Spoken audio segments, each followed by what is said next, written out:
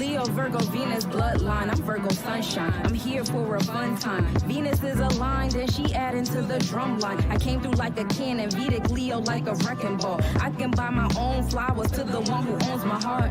Acts of service and inclusion makes you worth it. Ain't gotta be perfect, but confusion makes me lose circuit. I live in passion, romantic gestures and creative action. I pay attention to detail and reciprocate my attraction. I got goals and I hope that yours are adjacent. I love to take you places, shaking hands in same places. Be my partner for the ages, I hope you stay a while. I'm known for overthinking, but assurance calms me down. I like affection, you and I moving in one direction. Love and correction, cause you care about how I'm stepping. You pay attention and you adding into my ambiance. Assisting with my confidence, my other half, my confidant. Someone I be learning from, exercise a discipline. Hey universe, bring me a God who can go within. Secure with me showing skin, I prefer chiffon and satin. Help me run the jewels, wrapping copper on L dragons.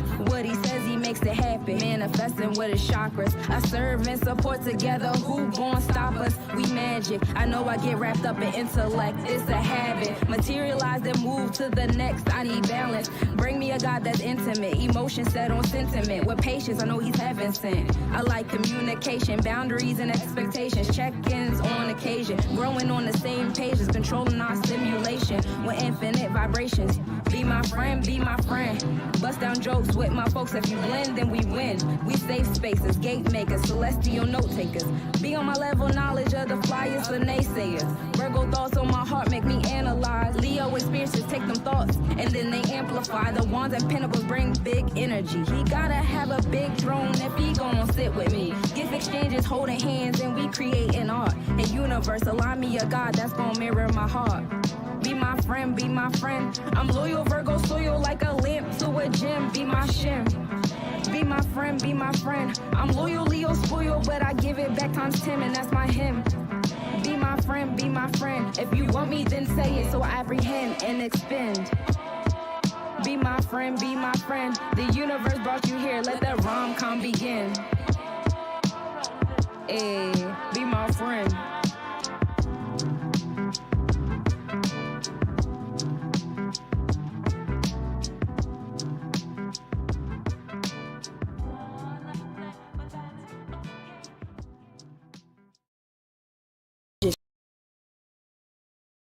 Strategies, put knowledge in the book.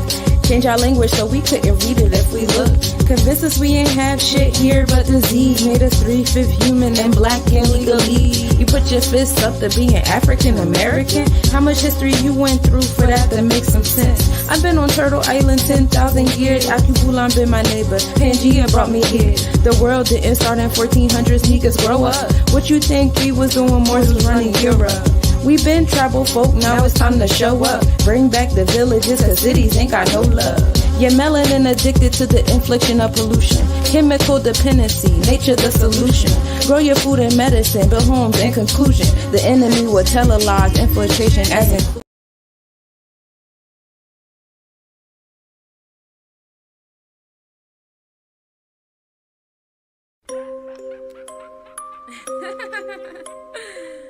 This for the gentrifiers, this for the gentrifiers. Papalegba, Yeshua, Ilegua, come out, Papalegba, Yeshua, Ilegua, come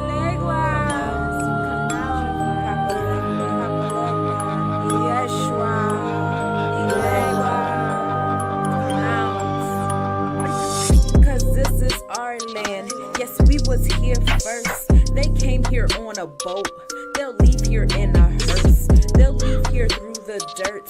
They're going through the earth. We're channeling their ancestors to undo their hurt. Cause once upon a time, we all could read and write. That legalese is lies. Strong men spelled cursive ties. Strong men all caps disguise. They've gentrified our lives. We've redefined their sights. We've redefined their kind. Yes, this is juju music. This shit here is voodoo music. This shit here is voodoo music. When you chant, they gonna lose it. Yes, this is juju music. This shit here is voodoo music. Yes, this shit is voodoo music. When you chant, they gonna lose it. When you chant, they gonna lose. Which ancestor you gon' choose? Play their game, but by our rules. I'm Queen Annie.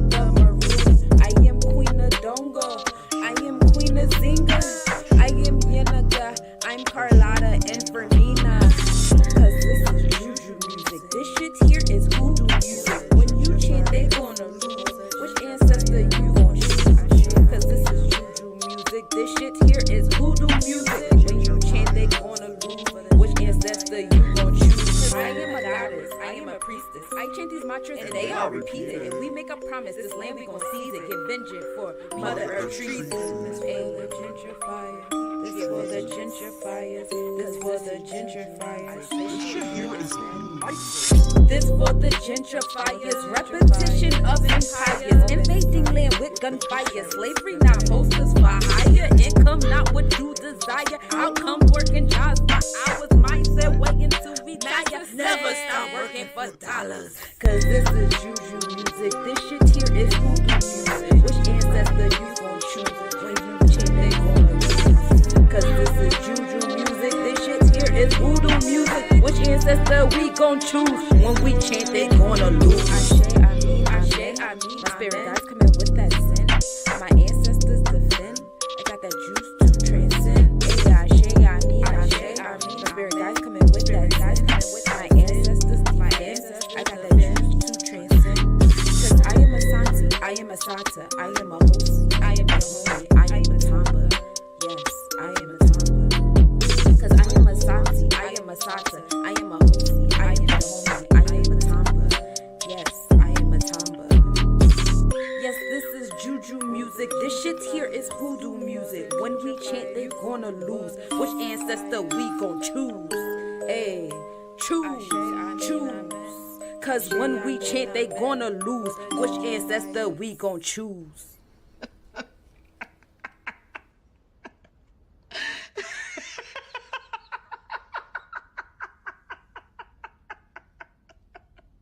Mess with the wrong witch, and she knows it. And now you know it.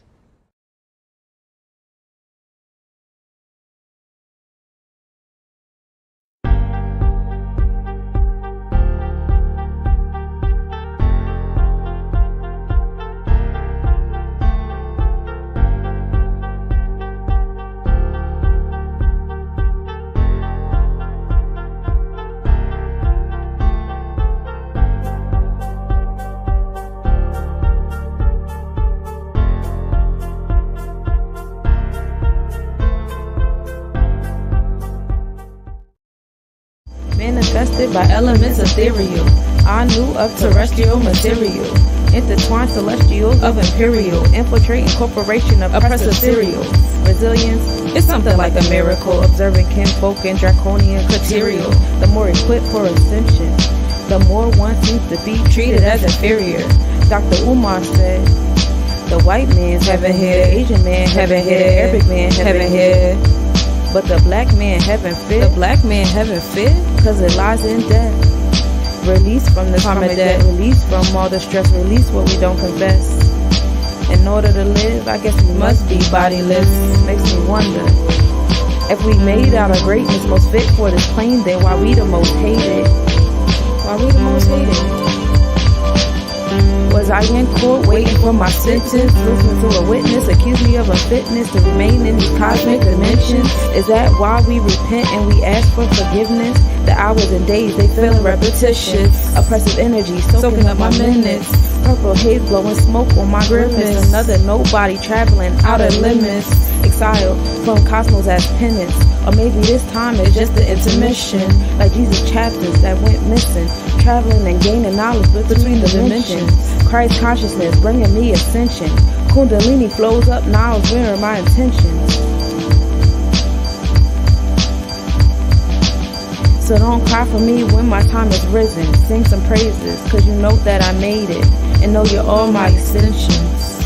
Yes, you're all my extensions.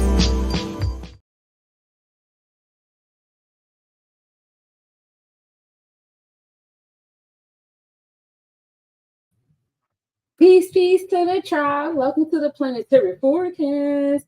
I'm so glad to be here, y'all.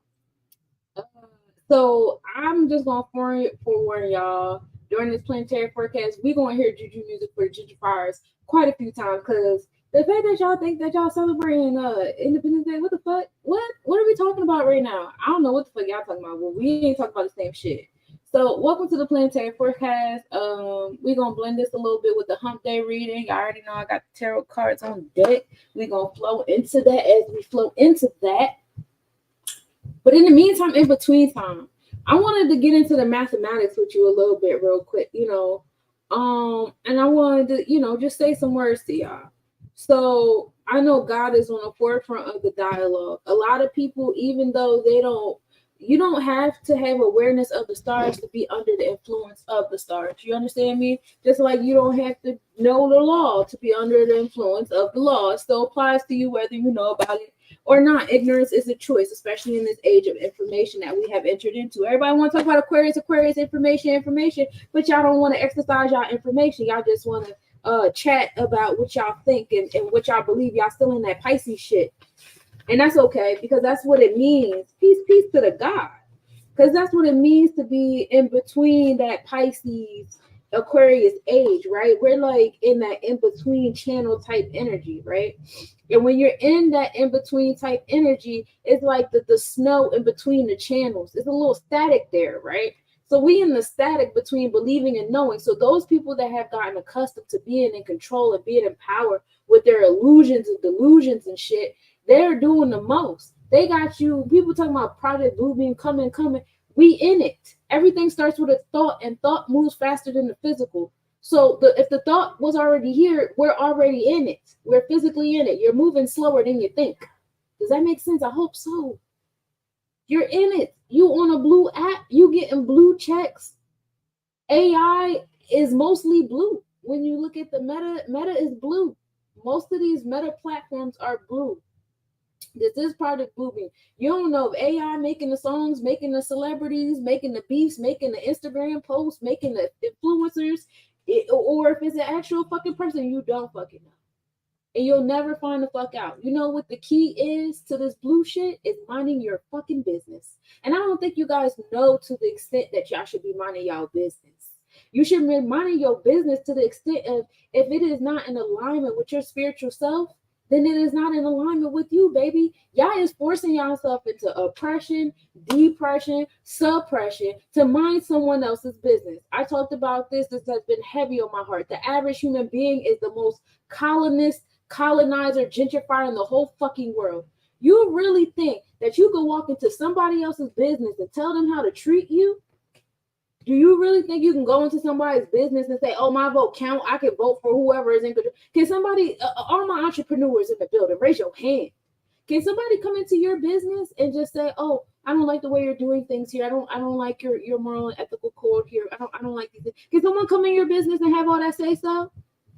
Can they get their friends and march across the street in front of your business and have an effect on how you conduct your business, aside from moving around them? Okay, little K, I see you down there. No, they cannot. So why the fuck do you think you can do it? Why are we such narcissists? Why don't we know how to mind our business? Huh? Why are we so wrapped up in other people? Y'all want to tell Hollywood what to do. Y'all want to tell these corporate government. This ain't no real government. Those are corporations. They're privatized. Go on Duns and Bradstreet. I know all my entrepreneurs. I know y'all know what Duns Bradstreet is. I know y'all know what an EIN is. I know what y'all know. I know y'all know what it is to be incorporated and incorporated shit. Y'all know what that shit is. That's what we under. United States of. State of. So how you going in other people's business, telling them what to do, and then getting temper tantrums when they're not doing what you tell them to do? If can't nobody come in your business and do that shit. The Federal Reserve Bank is a private business.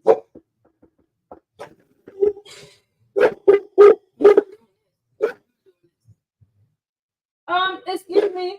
You need, what's up?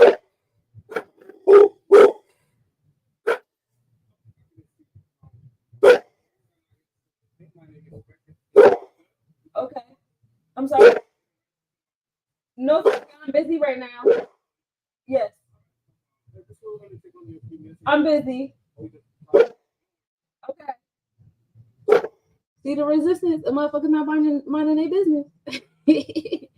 Listen, we're gonna learn how to mind our business. For the rest of this year of 8, the year of 8 is the year of solar plexus chakra. This is the year of enforcement. If you over here with these overactive solar plexus chakras, guess what? You are over here joining other people's businesses, trying to control what they do in their business. Why are you doing that? That's an overactive solar plexus chakra. And guess what you attract when your solar plexus chakra is overactive? You're attracting others overactive solar plexus chakras. So you got these people out here. I'll give you an example because for some reason the Hebrews was the first motherfuckers to pop up in my mind. They sit on the corners all day long with their overactive solar plexus chakras, calling people all kinds of names. They don't move in love and light. Love is the strongest magic power on this fucking planet. Watch a Disney movie. The fuck? Love is the strongest energy on this planet. They do not move in love. They move in overactive solar plexus chakra, talking to people in any kind of way, arguing with people in any kind of way. And when you talk to them, they sound oppressed. They always talking about somebody's foot on their neck and somebody preventing them from doing this. You want to know why you attracting that energy? Because you are that energy. That's what the fuck you deserve. You controlling, so guess what? You're being controlled. Those single mother parenthoods y'all love to hate on so much and stomp on with your nasty energy. Them women is out of control. They have an overactive solar plexus chakra. They have an underactive solar plexus chakra if they letting their kids run them. So that's what they attract, and that's what they're attracting in their children with their stink ass solar plexus chakras. That's what they're attracting in their field of work. That's what they're attracting from their society. It's a bunch of people controlling them, telling them what they can and can't do. That's what you attract if that's what you are. You understand? Now let's get into the word of God. Let's talk about the mathematics because we in the month of 7. 7 is God is supreme mathematics. So let's break it down. God is G-O-D. That's 764. 7 is the number of God. So we start off with the G righteously. G is a wall, is a consonant, right? The consonant wall. G is a little bit, you got to labor a little bit to make that sound. So yeah, God is not easy, right?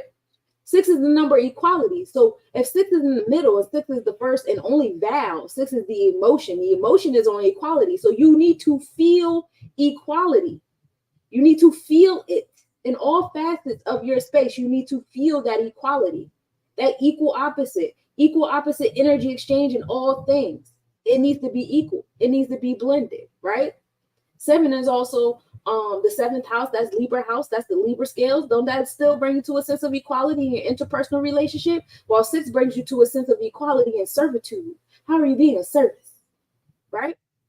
So let's talk about the 6 in the middle and between the 7, that godly energy, and the 4, which is the physical. You need equality between your non-physical, your spiritual self, and your physical. The celestial and the terrestrial of yourself needs to be balanced, okay? Your interpersonal relationships and what you give yourself, because 4 is associated with Taurus energy. That's earth, right? 4 is associated with Cancer house. That's the 4th house. That's nurturing. How are you nurturing yourself? How are you going inward versus how are you assisting others? Okay. So when that 7 and 6 come together, that makes 13. That's a karmic energy number. That's 1, that knowledge, that masculine energy, in alignment with 3, being an understanding, expression, and emotion. How are you blending those two numbers together?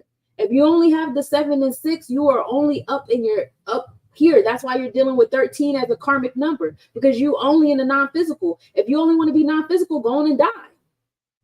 Go on and die. You're not here. We need a 6 between the 7 and the 4. You get what I'm saying? It ain't just 7 and 6. It's 7, 6, 4. I know it's easy to go up into the cosmos and you only want to touch amethyst stones. And you only want to do purple shit. And you only want to be in your third eye. But you got 3 eyes. And there's a lot of beings out here that's jealous that you have 3 eyes. So there's some beings out here that's going to convince you to only use the 1. And there's going to be other beings out here that's only going to use the 2. But if you are God, you're going to use all 3 because there's 3 letters in God. And God said, put a balance between the 7 and 4. The celestial and the terrestrial. You are both. And there's mad motherfuckers out here jealous. And if you mind your motherfucking business, you could really find the balance between the 2 for real, for real. But let's go back to the 7 and 6. You in the 7 and 6. You entered the karmic number of 13. We know 13 is that unlucky number. We hate it there. Right? We skip 13 all the time because 13 to us a little bit kind of equates death. That brings us to the moon energy. That's the third eye I'm talking about, right? But you can't just be stuck in the third eye. You can't do that. That's how people lose themselves. So that 1 and 3 come together, make 4. That's the reality you're creating. You done lost yourself because you're not in the physical. But if we take that 4 and we add it to the 4 of the physical, that D, right? Because D is 4. D is also a consonant. That's another wall of protection. So you have a wall of protection from the G, the celestial, and a wall of protection from the D, the terrestrial, right? So we put those 2 4s together. 13 is the most magical number. Ashe, it surely is. It surely is. So we put those 2 4s together. That makes 8. That's transformation. That's the solar plexus chakra. That's what the fuck I'm talking about. Is your God overactive or underactive? Are you letting other people tell you what to do with your God? Some of y'all got so caught up in thinking God is outside of yourself. God is some fictitious person in the Bible, in the book. That's because you was under the guise of gods that had overactive solar plexus chakras. Their God was overactive. Their God is controlling. Their God was a jealous God. Their God was a murderer. What is your God? Where's your solar plexus chakra at in this month of 7 and this year of 8? It matters. It matters. That's why they say Yahweh is the God of worry. And so the gut controls the mind. Ogun, Mars, Aries rule over the solar plexus chakra. That's the largest physical chakra you have because it can take you all the way up to your throat chakra, even your third eye, and it can take you all the way down to your makuth, which is the soles of your feet, if you allow it to. The gut controls the mind. Their God is really Satan. Okay, let's unravel that a little bit, because that sounds like more of like not minding our fucking business. The God is you. You are the God. You are the God. The God is them. That is their God. That's still another statement of removing the God in people to an outside force. There is no fucking outside force. You may not agree with the God in somebody else, but you're not minding your business if you're saying, oh, your God is really this. Are you minding your business? Are you minding your God? No, this is exactly what I was just talking about in the beginning of the video. You don't get to go to somebody and say, oh, your God, da, da, da. And that's why we live in the reality we live now. Everybody likes to oppress and suppress and depress people around them instead of focusing on your fucking shit. Your shit. Where's your God at? Don't tell me where somebody else's God is or what somebody else is doing with their God. Tip your hat off of the fact that they got the fucking balls to even mind their business. And now mind yours. That's what we're doing in the year of building and destroying. This is the enforcement of Hera Kahuti, and it's not about enforcing it upon other people. You're enforcing it upon yourself. What is you doing for yourself? How are you minding your business? Y'all worried about what the fuck Hollywood is doing? They're doing what their God tells them to do. That's their community. That's what they do. Exactly. You got to stay neutral and attuned to our authentic selves. You want to know why? Because the universe don't give a fuck about good, bad, a different, right, wrong. The universe goes where it's called. Energy is energy. It's social indoctrination that told you what was good, bad, right, wrong, Satan, hell, heaven, whatever. That's all your indoctrination. That's you not minding your business. That's you regurgitating something that somebody fucking taught you. Who taught you about Satan? Who taught you the word Satan? Where did you learn that word at? Where did you learn the concept of Satan? Is that your thought, or was that a thought that was given to you?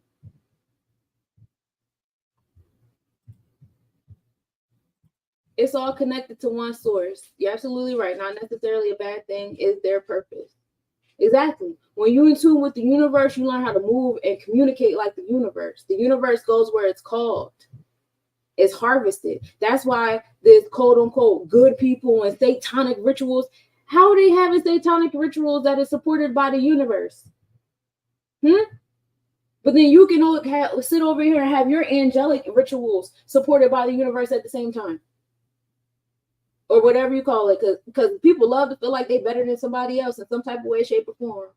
But the universe goes to everybody. So I don't know where we get that from. Obviously, it goes to everybody. Look at what they're doing. Look at what some people are getting away with doing because they are in tune with the God in them. Now, like I said, some people's solar plexus chakras is overactive while other people's is underactive. And it's not God does equal 8.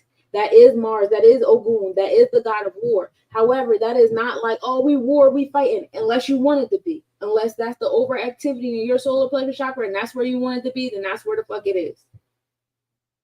But God is about building and destroying. Look at the Bible stories on when God built and destroyed.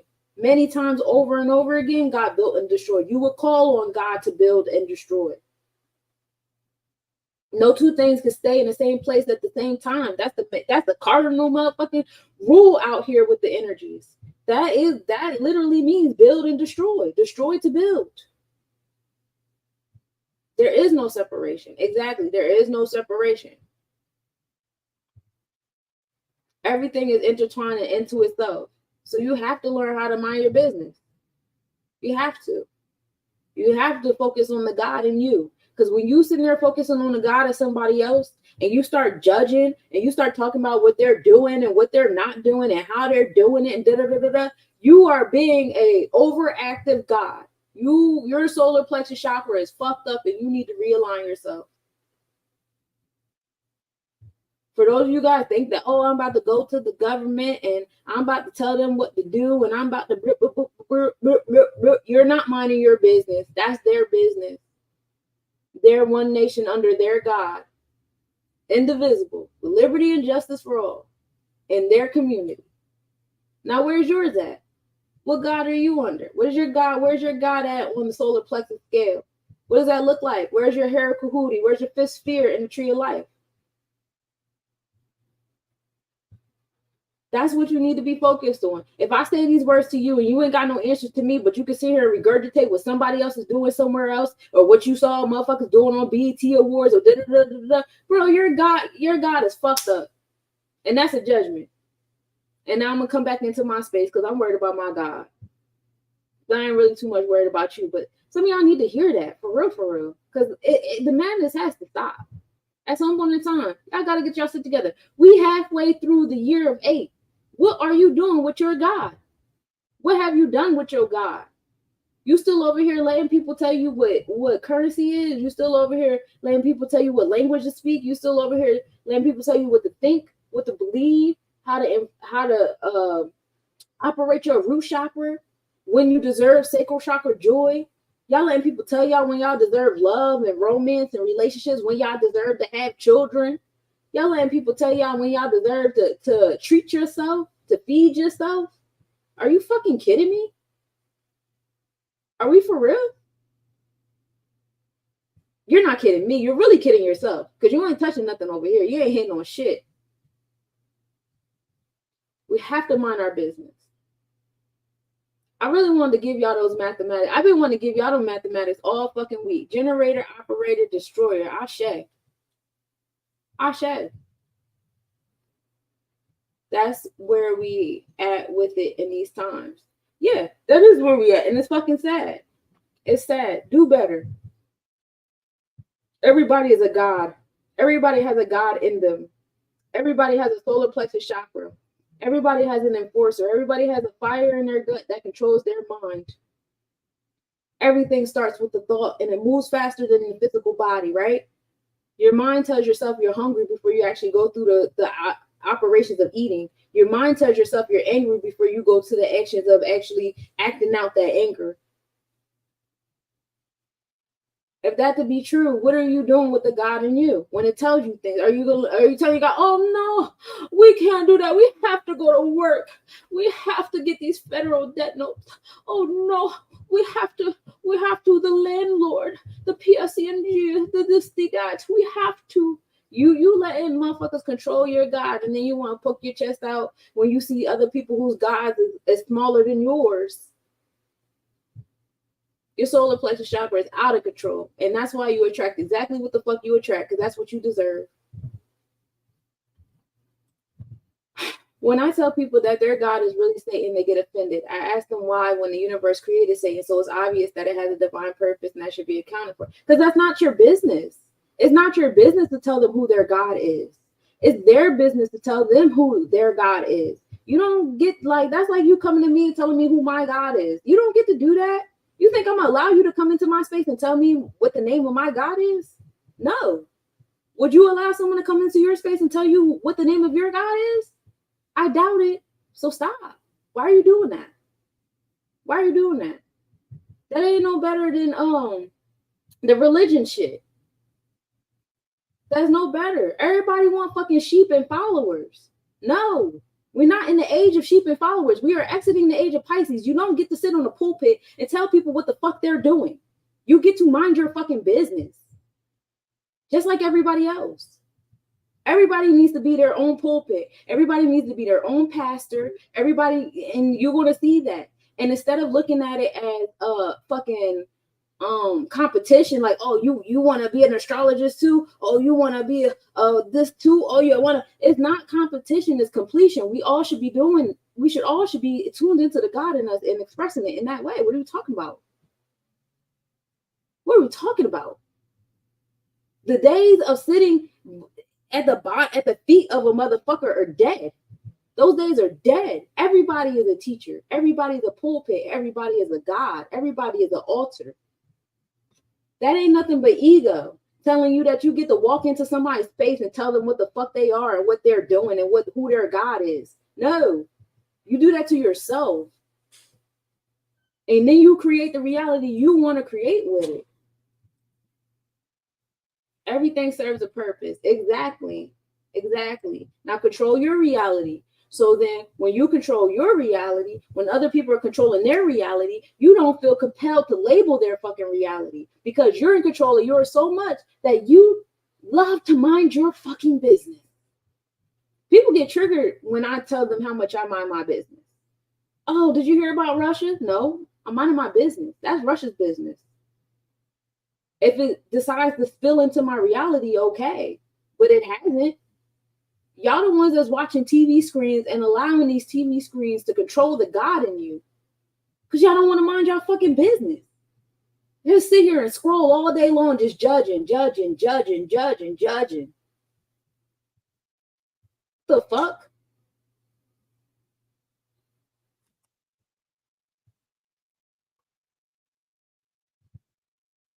I've been wanting to tell y'all that all week long. I just been watching people just judge it. Why? Where's your judgment on yourself? What reality are you creating? Where's your God at? That's what you should be talking about. That's what you should be speaking life into. My God is this. This is what I'm doing with my God. This is where I'm at with my God. And maybe you have certain rules and regulations with your God, because also with your God comes a certain level of Mayat. You have your own spectrum on your laws of Mayat, right?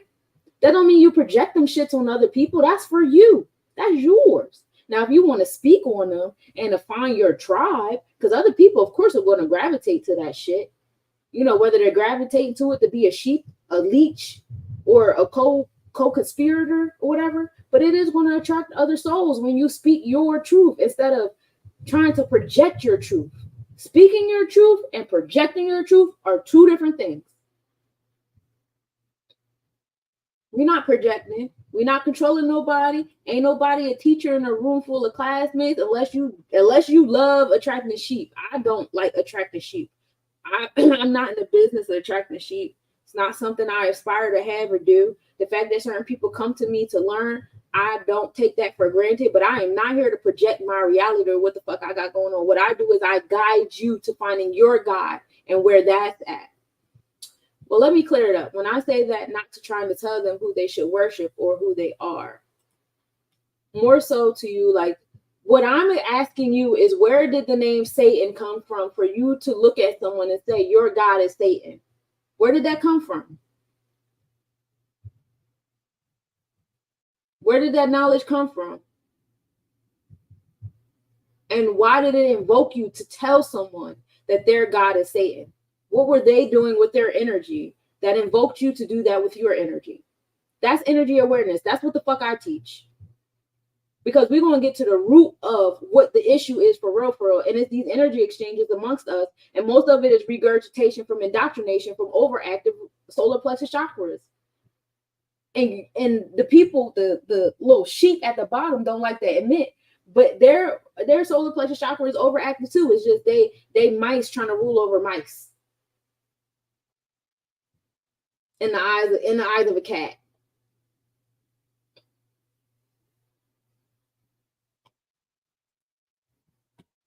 And it's not an attack. Is I want you to be aware. Be aware of your energy. Be aware of your indoctrination. Be aware of your projections. That's all. And just know when your solar plexus is so fucking overactive that you are projecting your shit on other people. And that's not cool. That's me judging. You know what? If that's cool for you, that's cool for you. But be aware of what the fuck you're doing and know that's why you attract the energy you attract. I'm not a fan of sheep either. I don't really like to be around them. I don't like when they sit next to me and try to act like they're my equals. Because when I'm walking and I'm talking about the God in me and I'm channeling my energy and I know how old I am and I know my names and all that, and you over here oohing and eyeing and drooling, that shit me off, and I don't want to be around you. Don't pretend like you my equal. Don't sit in my face and pretend like we friends. Book an awareness session with me. We're not friends. But I'm a very nice person. I am very nice. I will never treat you crazy. I will never talk to you crazy. I don't do that. But you're not going to sit in my face and pretend like you deserve to sit next to me if you don't. Peace. What's going on with you? We're talking about God in this month of 7. 7 is supreme mathematics is God. I wanted to break down the mathematics. We done already talked about the 7 and 6 to the 13 to the 4 and how that comes to the solar plexus chakra. Now let's talk about the 6 to the 4. So some of y'all are stuck in the physical. Some of y'all are stuck in y'all Malkuth. That's the 10, right? Ain't that what 6 plus 4 equals 10? Y'all only earthly. So the only thing you can do is regurgitate what somebody tells you. That's what 1 and 0 is. What's knowledge without wisdom?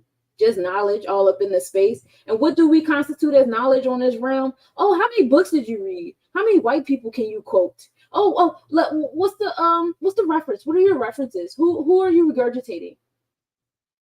A brother of mine, shouts out to my Virgo brother, Thomas Jokes. He made a beautiful point about Terrence Howard and stuff. And he was saying, you know what the problem is with the intellectual level of society is we're not allowed to be critical thinkers. We're not allowed to think outside of the box. We're only allowed to regurgitate what someone else told us in order to be agreeable with the rest of the regurgitators. That's all y'all give honors to. Oh, I got 33 degrees. I got a master's degree in regurgitation. I read a whole bunch of McGraw-Hill textbooks. I can regurgitate them. I'm smart. I got knowledge. And that's all you're doing is acting on that knowledge. When you're stuck in the physical world, you're stuck on that 1. That's Aries. That's that solar plexus chakra I was telling you about. It's earthly. You're only in tune with earthly indoctrination. These debt notes, all this paperwork bullshit, empires rising and falling, the public education system. Ain't no higher celestial energy in that. You just terrestrial. You just terrestrial and you limited. Terrestrial energy dies because it's man-made. 2 humans made this terrestrial body that I'm in. That means that this body is going to die. But what God put in me, that celestial energy, that never dies. That never dies.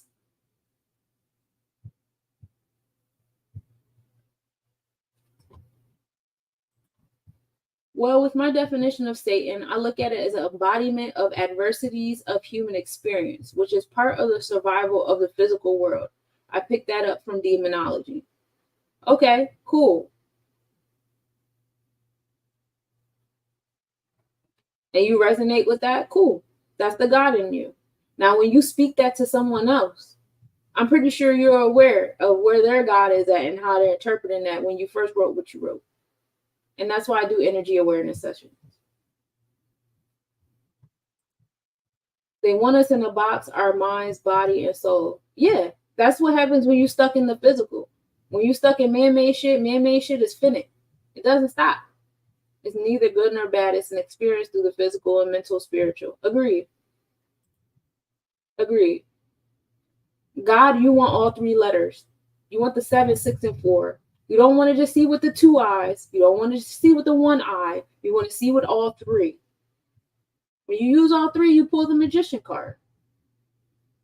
You're utilizing all elements. You're utilizing all facets, and you're finding that blend in harmony and justice. And that's the power of being in the month of 7. This is the month of justice. This is the month of bonds and contracts. We are in the year of building and destroying. So what bonds and contracts are you building and destroying in the month of 7? What interpersonal relationships are you building and destroying in the month of 7? What beliefs are you building and destroying in the month of 7? This is heart chakra flow. This is the external side of the heart chakra flow as we deal with Libra energy here with the 7. It's a lot of indoctrination going on. And Saturn and Neptune is in retrograde because it's going to give you them challenges and shit that you need to really like go comb back over to your indoctrination. Where is your God at? Where is the God in you? Saturn was at 19 degrees when it started its retrograde. It was at a knowledge-born degree. Knowledge being born. Set the tone. All y'all like to interpret shit as traumas and drama. And why me? Why this? I'm going through this again on my main show. Yeah, fuck that. Fuck that. Everybody has a Saturn. Everybody has a Capricorn. Bulk up. Put a seed in the dirt and watch it grow. Watch all the shit it got to grow past in order for it to be a strong-ass flower so you could just pick off the oranges and eat them to your leisure. Bulk up. Nobody want to hear that shit. Saturn don't want to hear that shit. Neptune and Pisces don't want to hear that shit. We got Uranus going in retrograde soon. We got Mercury going in retrograde soon. Don't nobody want to hear that shit. You don't even want to hear that shit. That's why you do it in the room by yourself and you cut everybody off so you can do it. The God in you don't even want to hear that shit. Realign yourself and bulk up.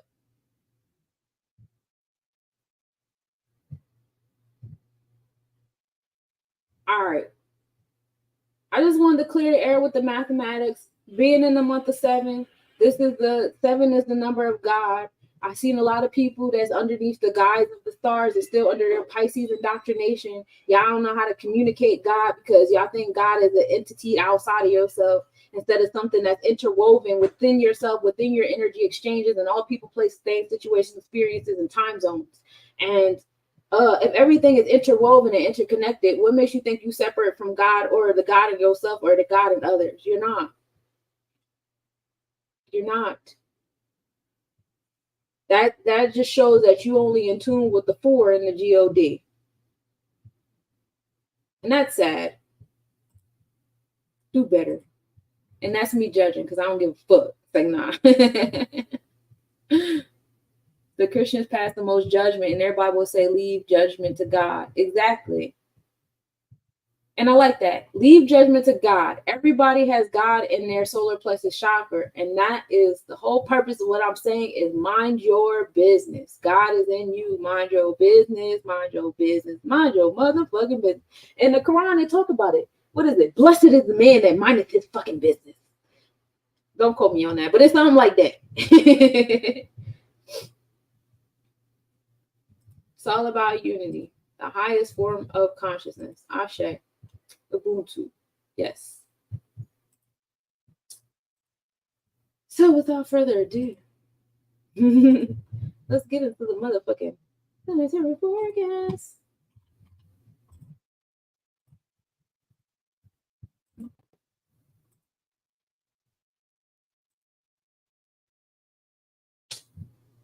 Oh, sorry. Hold on a second. There we go. Here it is.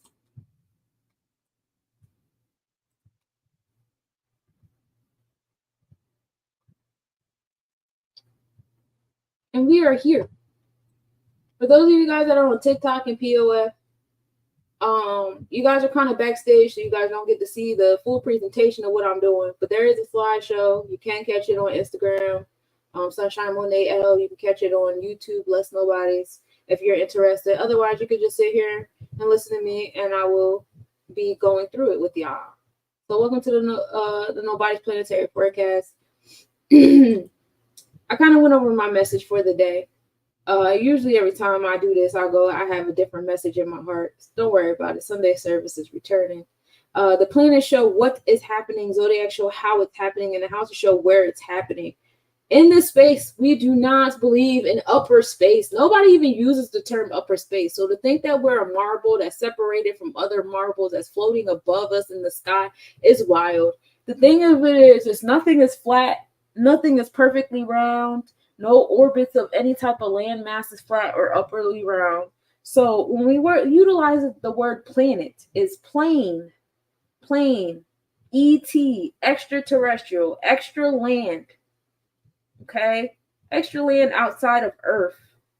So that means that Earth is, first of all, Earth is under a grid, okay? Earth is already colonized. Any land outside of Earth is extraterrestrial. That means that someone else or something else colonized, or maybe it's not colonized at all. We don't fucking know. We don't know. Unless you know something, then educate me on it. But as far as I'm concerned, we don't know. We just let NASA give us shit to regurgitate. And Neil deGrasse Tyson's weird ass give us shit to regurgitate. We love regurgitating shit that sounds like it's coming from smart people. It's not coming from anybody with any type of intellect. It's coming from people with overactive God complexes. Anyway. So, space of time is outer space, it's extraterrestrial. Yeah, some land be floating. You got floating islands that come around every now and then. You can jump on them shits or motherfuckers jump off. Then we have lands that are lower than us, and that opens up different things out the earth. We see that happening. Different holes in the ground and black holes and triangles and all that. We got triangles above us, triangles below us. Lines above us, lines below us. They all create different things. Yeah, Neil deGrasse Tyson is a fucking weirdo and he's a liar. But he gets paid to do that. He gets paid to sit on a throne with his overactive solar plexus chakra and say a bunch of shit that sounds real good. And he says it with a certain level of confidence that people with underactive solar plexus chakras ain't never going to question. They're never going to question him because, he has to know what he's talking about. Look how confident he is. Look how quick he is to offend you or insult you for disagreeing with you. And look how many people with underactive solar plexus chakra sit behind him and say, yeah, what Neil said. Because that's all they know how to do is regurgitate what somebody else says. I'm not impressed by that. We don't have enough adventurers in this generation of people. There's not enough people out here adventuring, taking boats and planes and going to different places they've never been before and discovering things. There's not enough of that going on. Want to know why? Because everybody got underactive solar plexus chakras, and you got somebody controlling your 40 plus hours a week, telling y'all what to do, and thus is controlling the other 2/3 of your week and how you interact with the other 2/3 of your week. And I highly doubt anybody's like, oh, I got 3 hours to go outside and explore. Y'all, anybody trying to be no explorer? They've been in the office all day. They done got addicted to being in the office and sitting down all day. So as soon as they come home, they want to sit down some more. The solar plexus is still, a lot of solar plexus out here are stagnant. They don't even move around no more. The generation of Wally ass niggas. So that pretty much answers what are chakras. So we could just skip this. I get into the chakras and astrology heavy. If you don't know about it, I'm pretty sure a majority of the folks that's in here that's tuned in have an idea of how I go about introducing this information. If you don't know, reach out to me for an energy awareness session. I do free consultations for only 33 minutes. Again, repeating, only 33 minutes. I know a lot of people like to book these consults with me. They want to talk to me for 2 hours. We're not here for that. You came to me for energy awareness. We got to stay on topic. And that's another thing I'm talking about. People come in, they infiltrate, they act like they're coming around for certain things. They're not really coming around for certain things. But we going to put a stamp on that because just like y'all under the mathematics soul model, Gemini Taurus energy, yeah, it's creating a whole bunch of blockades. Gotta get the fuck out of my face with that extra shit. If you want to chat, book a Cosmic Nobody conversation with me.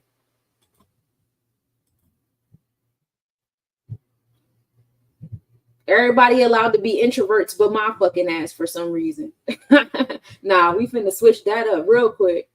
This is the alignment of the Kabbalah, Sephiros, Metu Neter, and the spheres of life, as well as the planets. As you can see, as above, so is below. 10 is Malkuth. That's what I was talking about. You go ahead and get stuck in that Malkuth with that 6 and 4 if you want to. You're going to be rooted at the bottom, okay? Then when we get up to 13, I'm trying to find it. My screen too small. We got delay. 11, 12, 14. Oh, there you go. Daf, Uranus. That connection between the Keter, the Pluto, and the Tippereth. So you get stuck in that 13 if you want to. That brings you up to Keter. Like I said, if you want to be stuck up in that 7 and 6, you might as well just die. Get rid of the physical body because you obviously don't need it. 13 is definitely a magical number because it'll take you from your heart to your third eye. However, you still need that Malkuth. You need that balance. That's why 6 is in the middle for that balance, that O. And you see how the sun is in the middle, the solar plexus chakra? It matters, y'all. It fucking matters. 6 is in the middle. 6 brings balance and equality between your upper and lower self, and that's how you really express the God in you. The way our body is shaped, it got us fucked up about how the chakras operate. But you operate gut first, right? Everything starts with the gut. You see somebody running, your gut says run. You're gonna fucking run. It's not, oh, my brain said run. No, your brain is easily indoctrinated. Your gut has to go to your brain for it to be you. Your brain goes to your brain when it's somebody the fuck else and you just regurgitating.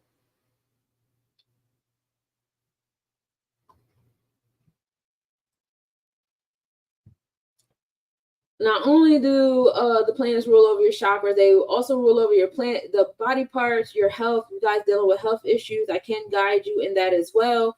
Also, the planets have different roles over the earth, and I actually have felt compelled to chat about that a little bit as well. Hold on, let's talk about it. So we are in the season of Yamoja and the Abeji twins. Abeji twins on the Vedic scale, that's the happenings, what's in our vortex of things, right? Excuse me. So, yeah. Oh, Trigger, I see what you said. Yeah, his ego got the best of him. I hear some rumors about how he operates in his household. Yeah, he ain't all of that, but transformations in the 8th house. 8th also deals with gossip and uncovering people's secrets and dirty laundry. And so that's why you're seeing all this shit happening on these screens and in your family and in the workplace and in the government, all this shit too, because secrets got to come out. They got to come out. Destroy to build. So with the Gemini energy, the Beji rules over Eritrea, Guyana, Kuwait, Norway, Sweden, Tonga, Belgium, Iceland, Sardinia, Morocco, Wales, and Tunisia. Cities are London, Nuremberg, Tripoli, San Francisco, Melbourne, and Plymouth. So for all my news watchers and Forex traders, I know you guys play with astrocartography a bit when you're playing with the cryptocurrency and the physical currency and all that stuff. Yamoja is Cancer. That's Algeria, Bahrain, Belize, Cape Verde, Colombia, Congo, Holland, USA, Paraguay, Scotland, New Zealand. And then the cities are Amsterdam, Manchester, Milan, New York, Stockholm, Tokyo, Venice, York, Rwanda, Somalia, Liberia, Malawi, Mozambique, Laos, Madagascar, South Korea, Slovenia, Solomon Islands. So, you heard the US in there, you heard New York in there. A lot of stuff happens in the United States during Cancer season. They say the United States controls the spiritual and nurturing awareness of the rest of the world. That's why everybody comes to America for that solitude. You see, they done brought all these, always bringing a bunch of immigrants over here, always nurturing emotion to everybody else but themselves. That's also an imbalance there, right? We need more equality in that realm too. Take care of home. But that is on the astrocartography realm. And then you can also align your personal chart with the different experiences, lifetimes, culture, interactions, etc., with different parts of the world as well. And I also do those kind of chart readings if you're interested. This is what it would look like. This is just an example. This is not no one's particular chart. I would never do that. There is a privacy policy, a privacy clause. Yeah. I just said that the USA is Cancer. I did read that off. New York specifically is also Cancer. And this just shows you like the different influences. You got an AC line, which is how you exert yourself, a DC line on how you're influenced, MC line on your success, career success, IC line on home and family and how you are welcomed. So those are the 4 different lines that each planet has over, different parts of the globe as we know it, or the map as we know it. And they were in certain spaces, giving off certain kind of energy across the map as we know it when you were born. Again, like I said, that you see how there's a grid on top of the map as we know it. This is the Earth. It's under a grid. This whole map is colonized. That's why extraterrestrial has aliens, right? So you have inter-country, what do you call it? International aliens, and then you have extraterrestrial aliens. There's levels to the aliens, but it's still, the energy is still the same. So stop thinking upper space, because it's not upper, it's outer. It just so happens that when we look up, it's easy to see because as above, so is below. We know the sky reflects what's going on below. If you're around some dirty water, the sky gonna look all murky and shit. If you got a whole bunch of pollution in your space, guess what? That's what the sky and the water is going to look like around you. That's what the atmosphere is going to look like around you. So this is another model, but I want to, me and AI got to talk because I really want to create this model that I see in my head all the time. And I want y'all to be able to see it too. So me and AI, we're going to have a little conversation and we're going to get that popping for you. Hopefully by the next hump day reading. But even in this model, you see the solar plexus chakra in the middle. That's God, right? You could align that with your gut and your belly. And you see how all the planets is around them. Some of them higher than others, lower than others. It's spirals. It's spirals. That's how the chakras move, right? That's all the chakras going around that solar plexus chakra. Ultimately, you are the light. You are the soul. You are the God, right? Right. I like to use this model because we don't really be talking about where Earth is, right? We're always talking about where this planet is, that planet is, but we never talk about where Earth is. So wherever the sun is, Earth is usually in opposition. So right now the sun is in Gemini Cancer. So the Earth is in Capricornus. Okay. And the more that the sun moves towards Leo in the month, right, the Earth moves more towards Aquarius, Pisces. So it's like a equal opposite movement happening. Yeah. So Leo, Aquarius, that's the ops. When we enter Leo, Earth will be in Aquarius. So that's why you have that equal opposite energy. We know air, flames, fire, the intellect to the emotion is important. That's why we're talking about God right now. Okay?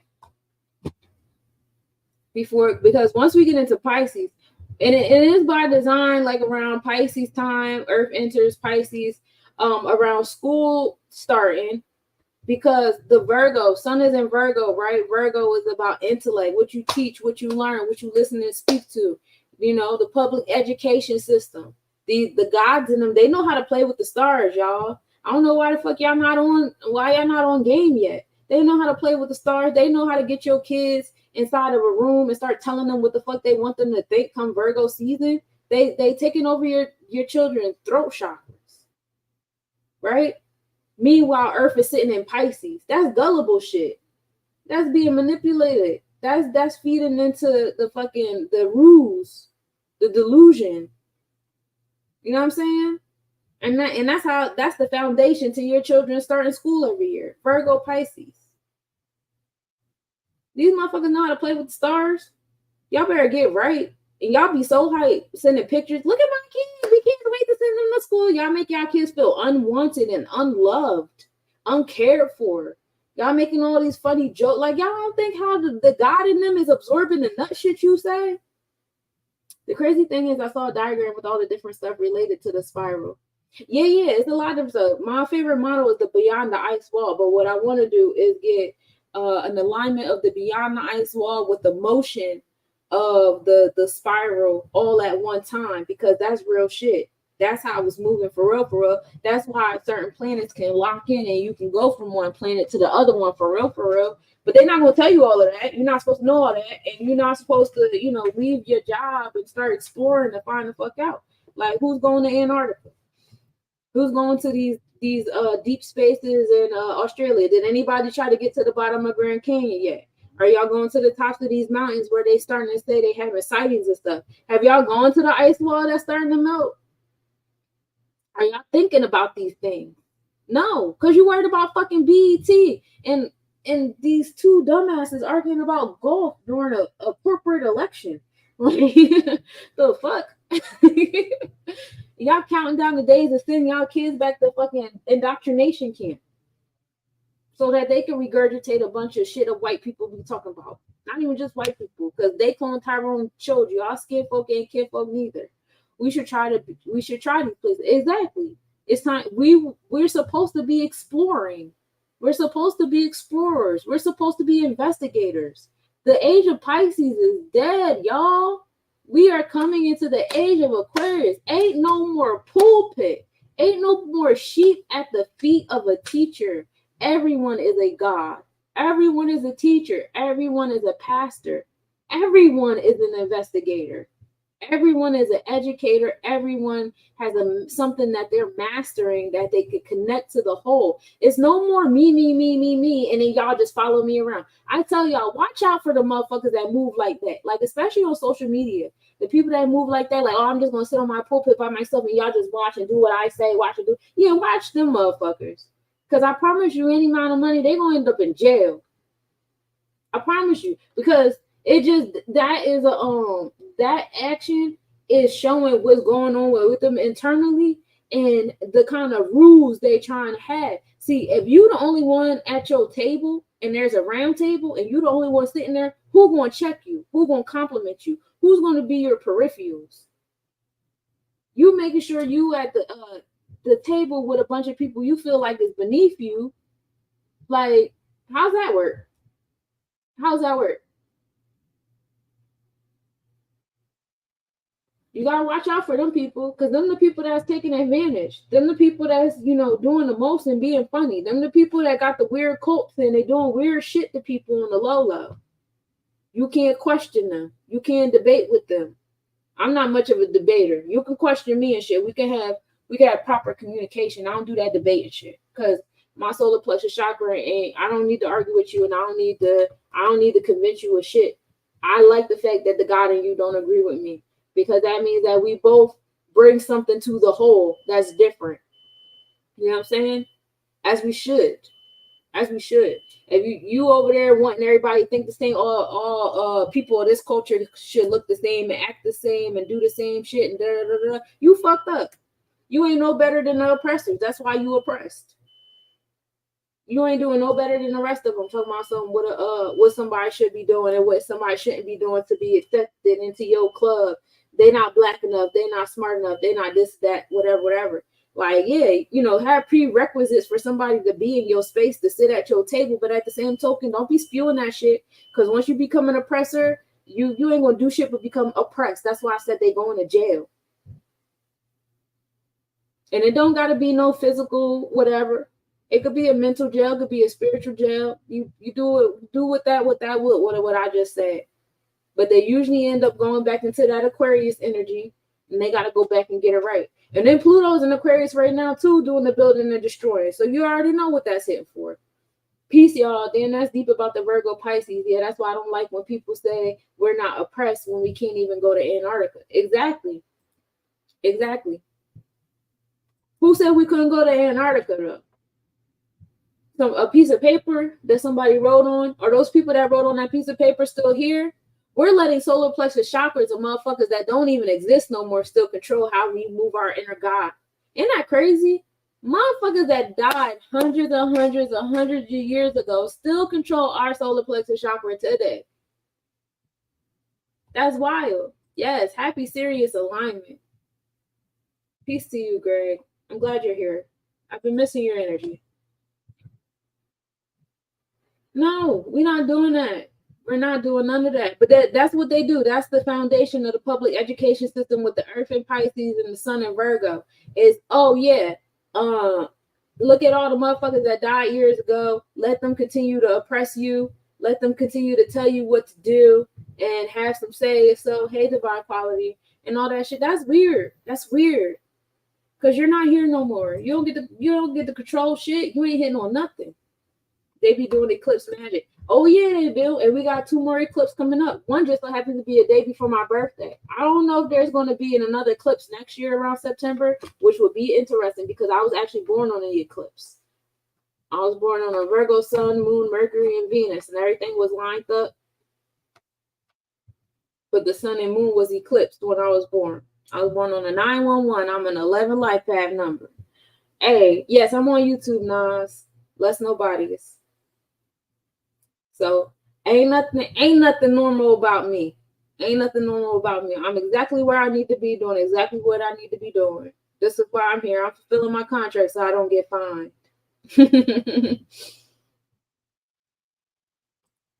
And I really want y'all to get to know the gods in y'all and what y'all supposed to be doing, what y'all supposed to be doing here. And don't be over here getting triggered and upset about somebody else exercising the God in them, because it's no more teacher and sheep.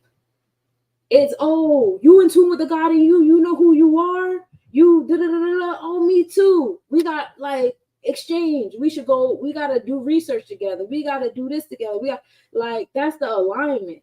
That's the alignment. They like these people on these TV screens, they gonna teach you over and over again competition because they want y'all to stay divided. They want y'all to stay in competition. They want y'all to keep having this versus this conversation. Nigga, y'all niggas was uniting too much. Do you know that? Do y'all realize y'all was uniting so fucking much that they started a bunch of rap beefs and hip hop between women and men and children and businesses and record labels and shit? That's how much y'all was getting along. Motherfuckers was like, well, we got something for that ass. We got to align with the stars. We got to create a bunch of beats. Now we got motherfuckers repping Drake. You got Kendrick. You got Cardi. You got Nicki Minaj. You got all these other little light-skinned girls. They all look the fuck alike to me because they all fucking clones. We don't even know if they're real fucking people because most of them look like people that was already here. And we know they've been cloning niggas for centuries. So they probably perfected it at this point. Everybody got the same fucking face and nose and eyeballs and dead ass personality. Personality be boring as shit. Sounds rude. It looks real robotic to me, but that's just my inference. That's what I think when I'm not minding my business. These motherfuckers ain't real. And then I go back to minding my business where the shit is actually real for me. That's the conclusion I come to every time I'm not minding my business. That shit ain't even really real for real. Hey, Wills. But yeah, they be doing eclipse magic. I got some eclipse magic of my own because this year the eclipse is happening right before my birthday. Oh, thank you for the gift. Hey, day one. All right, so when it comes to the seasons, we in the season of the flood. This is Aket. Y'all know that in ancient Egyptian calendar, to regurgitate some ancient information to those of you guys who are time travelers from that period of time, you know, maybe I can expand on it because we are the new beings, and Sankofa is definitely a vibe. We look back and bring shit forward, remix it a little bit. I love it when y'all take old shit and remix it. That's my favorite. That's when I know y'all really tap into the God in y'all. Y'all not just here to regurgitate shit.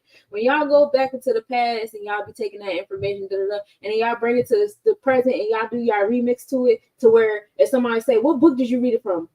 My God, my meditation, my grounding. And stay strong in that. That's what the fuck I'm talking about. Because that ain't no different than with Pat. Like, we literally, Muhammad, how did Muhammad get all that shit? How did Jesus get all that shit? How did all the Buddhas get all that shit? How did Gandhi get all that shit? How did Malcolm X, Martin Luther King Jr., Martin Luther, what's his name? House Selassie? How did they get all that shit? By doing the same thing they trying to convince you not to do today. You do it today, they like, nah, if you can't regurgitate a book or a website or a YouTube page, you're dumb. No. Because where did they get it from? Be present. I was born in a wood dragon year. Shout out to all my, peace to the dragons this year. I'm a horse. So peace to the horses. But yeah, so let's get to it. So Anubis, right? Anubis started on the 29th and that's going on to the 13th. This is the god of mummification and the guardian of the underworld, right? That's definitely in alignment with us being in that Cancer type energy, which is like underworld type energy underneath the shell. A lot of Cancer stars are maleficent stars. All right. Granted, it's about nurturing, but it's nurturing after experiencing the maleficent energy. How do you nurture yourself in pain and sorrow How do you nurture yourself in isolation and solitude? Are you whining? Are you crying? Are you being a fucking baby? Or are you tapped into the God in you and you know how to make what's inward reflect outward? Because a lot of y'all take what's outward and make it reflect inward. Oh, if my hair not done, I don't feel good. If my nails not done, I don't feel good. If I don't got no money, I don't feel good about myself. If I don't have a house and a car, I don't feel good about myself. Like, bro, what the fuck? What the fuck? Stop it. It's the opposite. I feel good about myself, and that's what creates the money. I feel good about myself. That's what creates my clientele. I feel good about myself. That's what creates these. Now my nails are done because I feel good about myself. My hair is done because I feel good about myself. I'm attracting things in my space because I feel good about myself. Not the other way around. When you find yourself doing it the other way around, and it happens, it's okay to be in unalignment sometimes. That's a part of the game. But once you feel that, you got to have enough fucking sense to realign yourself. Don't just sit in that shit.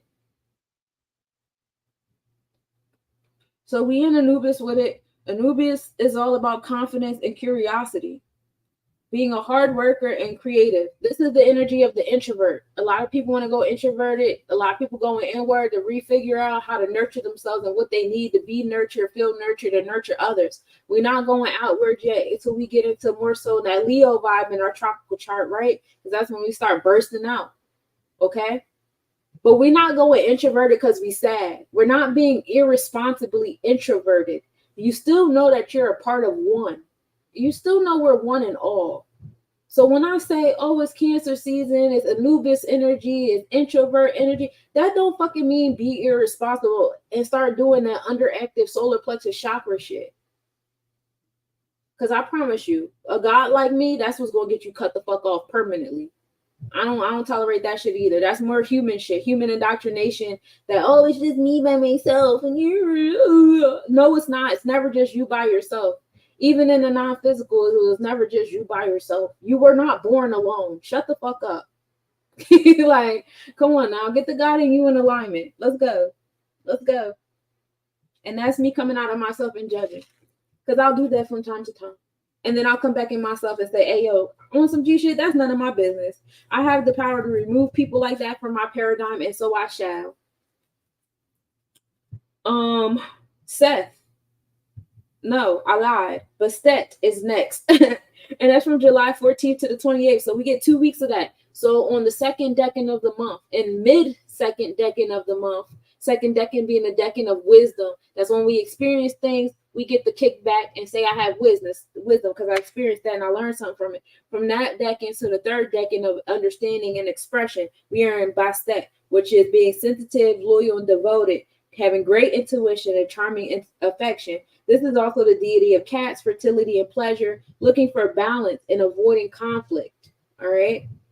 And then we get into Sekhmet. That's my homie. You see Sekhmet everywhere when you come around me. You already know the vibes. So Sekhmet is from July 29th to August 11th. All right. And that is the goddess of war. Always on two sides, being disciplined as well as easygoing. That perfectionist energy and a sense of justice. That is Sekhmet. I love it. But that is the three energies that we're going to go through up until the Lion's Gate. When we enter Lion's Gate, we will be in Sekhmet. We are in the year of Nickel, in the alchemist year. That comes from adding up the years and seeing that we are in the year of 8, and the year of 8 is associated with Nickel. I wonder if that book is out in the open. I was reading this book by Lazarus Lamel. If you guys aren't already following him, he is the god of the Master Codex. That is what he's a god of. That's what he specializes in Codex. So let me regurgitate a little bit what he said about the 8. All right. Because I don't mind regurgitating a little bit. 8 is associated with oxygen, which is vitality and life force. Okay. 8 is Al Aziz Ya Thawalu, which is the victorious. And we already know 8 is Oyan, transformation, things. Okay. As far as African horoscope, we are in the season of the Judge. Understanding and listening to others, important and primitive desire, great sense of duty and good conscience, great mediator, great drive, authority, and willpower, taking initiative, also can display egotistical traits and needing a long time. So the whole point in this realm of space and time is to get in alignment with your judgment type energy, right? Woodpecker is the sound. Oh, woodpecker to the salmon is what we got in the Native American horoscope, how they're telling the time as we are about to enter the salmon moon. And I'm going to read that off to you too. So the woodpecker is more so Cancer type energy, sensitive and protective. Caring nurture can be a virtue or a vice, because y'all could be over nurturing to y'all stuff. That's what I was talking about. That over, like, oh, you know, you're going too inward into your shell and being irresponsible with your isolation and solitude, and you're being a little crybaby about it because you know you're going against your will when you do that. A lot of y'all, when y'all do that shit, y'all know y'all making yourself sad and depressed. Y'all know y'all are creating an oppressive environment for yourself. Y'all know y'all don't really want to go inward like that. And realign yourself. It's okay to go outward with your tears. It's okay to trust people in your space. Now, if you are in comfort, then be in comfort. But I know for a fact certain Cancer energy do love to oppress themselves and suppress themselves inside that shell. And that's why they walk around with the claws first, because they so oppressed that they try to oppress others. You know, you be scared because I want to depress myself. No, ain't nobody scared no motherfucking crab. Nurture yet hard to let go, also can smother. So be mindful not of just underactivity, but overactivity. Some of y'all crying all over the fucking place. Some of y'all do need to pull back a little bit and chill out. Everything is not for your emotional self. Some things are for your physical. Some things are for your financial. Some things are for your mental. The Salmon Leo is creative journey at least once in the life, focused and determined, strengths of logic and detachment. So those are the two energies there. You already know we talked about the wood dragon. Thank you, Adonis. We are here till January 29th so far. We'll see what the speed is looking like when we get closer to it. Power, luck, making good use of your environment, having an intuitive sense of time and success will not be difficult to attain. I do have some literature that aligns your East meets West zodiac signs if you guys are interested. I do consultations with that as well. Now, when we get into the Kabbalah and the Sephiroth, which is another space that I like to be in, Tammuz is Cancer, right? And this is one of the 3 negative months of the year. Tammuz is also with Tevet and Av. Tevet is the siege of Jerusalem. Tammuz is when the walls around Jerusalem were penetrated, and Av is the destruction of both holy temples in Jerusalem took place. And the Kabbalah teaches us that the course of history transpires as a result of the cyclical energy process of the year, rather than because of physical events. Therefore, by looking at the time at which each moment in history occurs, we can better understand why it happened. So, like when you're reading something like the Bible or any type of history book, yeah, we can read the Bible and say, oh, this is an astrology book. We also can say, oh, it's a biology book. We can also say, oh, it's a history book. We can also say, oh, this is a psychology book. This is neuroscience. We can also say this is a sociology book, social studies. And all of those interpretations of that book are correct, because as above, so is below, as within and so without. It's a matter of what, how you want to use your 3 eyes to look at it. But all of those comments are correct. Now, when you start getting debates with people saying, oh, the way you're reading it is wrong, the way I read it right, yeah, you fucked up in your solar plexus chakra. Come back to yourself. Figure it out. Tammuz is controlled by the moon. There are 7 planets in the Kabbalistic astrology that is based upon the sun, moon, Mercury, Venus, Jupiter, Saturn, and Mars. Each planet controls 2 signs, except for the sun, which only controls Leo, which is Av, and the moon, which only controls Cancer, which is Tammuz. Mars controls fire and Scorpio water. Venus controls Taurus earth and Libra air. Mercury controls Gemini air and Virgo earth. Jupiter controls Sagittarius fire and Pisces water. Saturn controls Capricorn earth and Aquarius air. And Moon controls Cancer and Sun controls Leo. This is how I do my readings in alignment with the Kabbalah and the Sephiroth, and how they align with the energies, the elements, the modalities, zodiacs, etc., etc. It's the 4th of July. They're not even open. I text you. Oh, go ahead, do your thing, but I know they're closed. Because the sun and moon control one sign each, an unbalanced situation is created in each of these months. This imbalance causes the crab, the symbol for the month of Tammuz, to walk sideways rather than forward and backward. This also gives the month of Tammuz the opening for Cancer to begin, and it is the only month that is named after a disease. Remember, I told you a lot of maleficent stars are in the Cancer constellation. On the 17th day of Tammuz, Moses came down from Mount Sinai with the tablets, bringing the world to the power and energy of immortality. However, the Israelites and the mixed multitude were waiting impatiently for Moses to come down from the mountain and built a golden calf, the sight of which caused Moses to shatter the tablets. This moment was marked by clashing two energies, the power of immortality and chaos with suffering, depression, and death. The historical fact that the walls were broken on the 17th day of Tammuz was simply a manifestation of the incompatibility between the potential of the spiritual vessel and the reality of the desire to receive for oneself alone. Remember, the celestial and the terrestrial, we need balance, and these balance scales in the 7 energy. If we do not make an effort to love our neighbor as ourselves, we are essentially choosing the golden calf. And similarly, we cause our own walls to break down and begin destruction in various aspects of our life. This is why I said what I said in the beginning. Mind your business. Stop projecting your shit on other people's shit. You're allowed to have your own internal mayats. You're allowed to have your own internal Harakuti. We are no longer in the age of Pisces. So you sitting on your pulpit doing the bullshit instead of guiding people to their own personal pulpit, you're fucking up. And Pluto's in Aquarius, you're fucking up. Don't play with Pluto and Aquarius. We are not here to play with that. That is the rise and fall of empires. And just because you think your empire only got 20 people, it's a little baby empire, trust you. You and your own whole empire will be in jail. Y'all will be isolated from society. We see it too many times. And we always nitpick, like, why is it black people? Oh, it's white people too. We just not looking at that because we're not making that a part of our paradigm. But they all are going into that Aquarius, building and destroying because they are not moving righteously. Okay. Sartan, English Cancer, and Aramaic is made up of 2 parts. Sar, to remove, clean with all negativity, and Tan, chaos, hatred, and animosity, and any aspect of negativity. The power of the month of Cancer is to remove any problems or negative situations in our lives that might cause this disease to come into our lives. Because what is the number 1 cause to cancer? Stress. And that's why you feel compelled right now to remove a lot of people, places, things, and situations that you was just gliding with and dealing with and laughing with all fucking year long. Then when we get to this season, you like, hold on, wait a minute. Right? Because when we come back out in Leo, we're going to come back out in the energy that we actually want, that's nurturing for us. Right?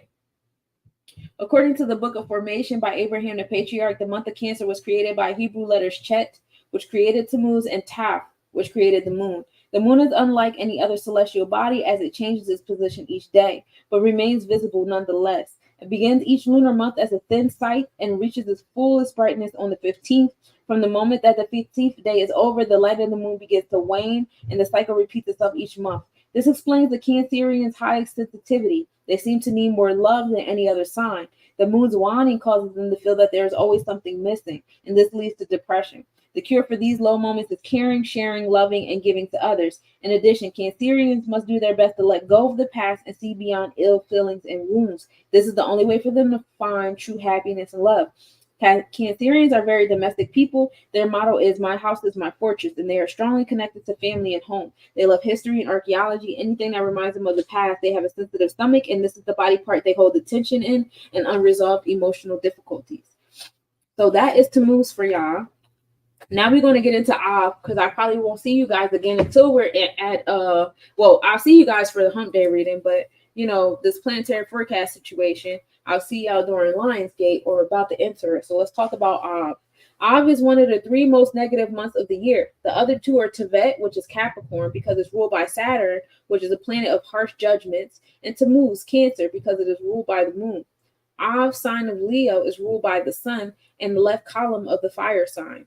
This indicates an added influence of fire, which is expressed as judgments, burning and consuming fire with no balance. This is the reason we experience a polarity of events, some negative and some positive. The Book of Formation says the letter Tet created Leo and the letter Kaf created the sun. Together we get energetic combination of that controls the month of Av and Leo. At the center of our solar system, the sun brings each of the planets light, heat, and life, without which organic life could not exist. People born in this month are famous or infamous for behaving like the sun. Their trademarks are leadership, determination, domination, and power, and in full force, this combination can lead to the pitfalls of ego and pride. Leos easily fall into perceiving that they are king. The only control we have is self-control. This is what I talked about. You are only controlling your own God. You can't be going around trying to control other people's gods. Self-control is key. See, my sermons was when God be using me, when Spirit be using me, it be full circle. Don't worry about it. We're gonna get to the full circle of it. The month of Av is for the massive occurrences of negativity that have transpired throughout history during this time. The Spanish Inquisition, the signing of Hitler's final solution, the destruction of both holy temples in Jerusalem, which all took place during the 9th of Av. The number 9, represented by the Hebrew letter Tet, connects with the Sephiro Yesod, which manifests all the energy that is gathered from the upper luminous emanations.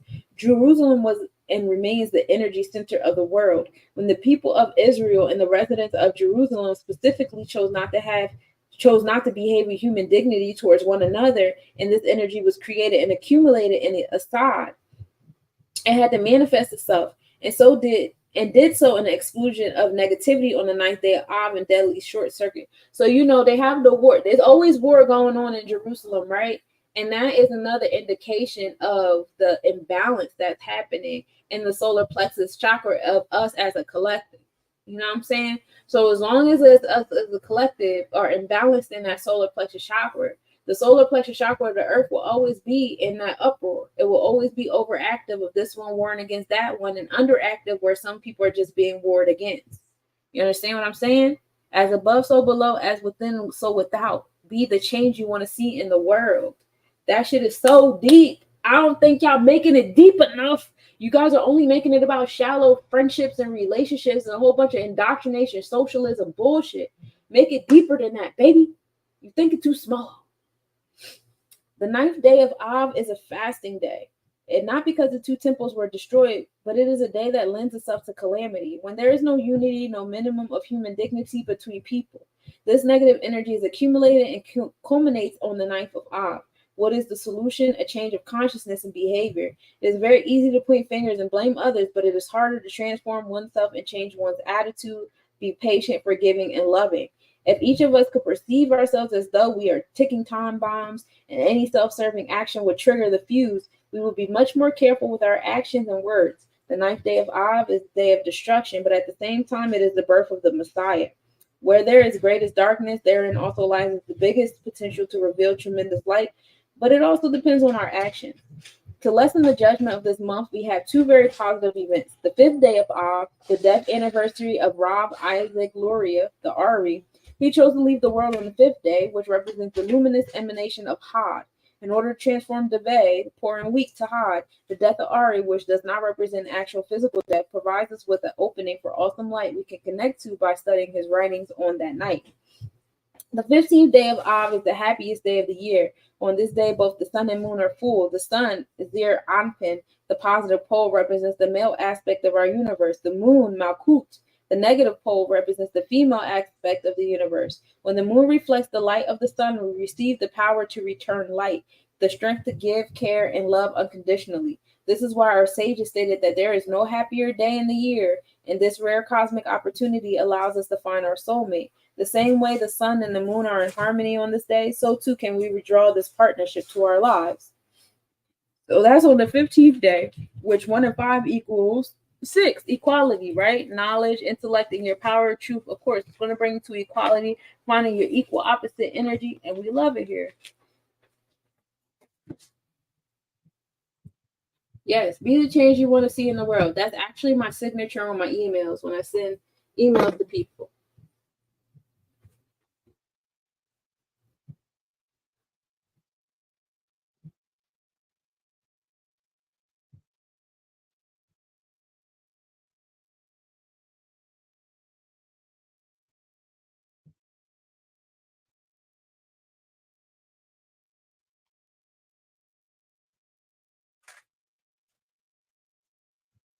So that's the horoscope from different cultures. I usually don't do this, but I won't lie to y'all. I kind of got lazy in the typing department this time around. I was like, I'm finna copy and paste. I don't feel like it today. But I know it's a lot. But okay, so the first is the tropical, our thoughts. The second is the Vedic, our vortex. And the third is the draconic, which is our soul experience. We're going from July 1st to August 1st in this space. So we're starting off with the sun in Cancer in our thought process. So, we're all on Tammuz. We're all on nurturing ourselves. We're all on, our emotional self, our sensitivities, paying attention to the moon in our thoughts. All of this is in the fourth house. So it's all going towards home and family. Home and family and nurturing spaces is big on the forefront in this space and time. Now, as we're thinking on how we want to nurture the home and family, what's happening in our vortex, and what's happening in our soul experience, we are attracting the community that we need to assist us in nurturing that home and family. The neighbors, some of us doing some light travel, a little moving happening around this time. The moon is our nurturing space, our comfortable self. Our nurturing space, we want to nurture our heart chakra, right? We want to nurture our priorities, our sense of value, our pinnacles, definitely. But like I told y'all, don't let the pinnacles outside of you affect how you operate inside of you. It's two different spaces, okay?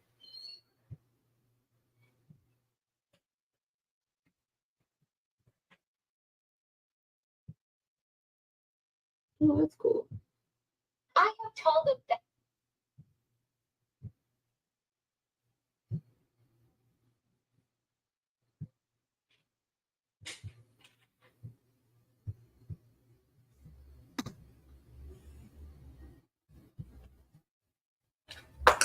So while we're doing that in our third process, that's happening to the second house. The second house rules over our pinnacles, our funds.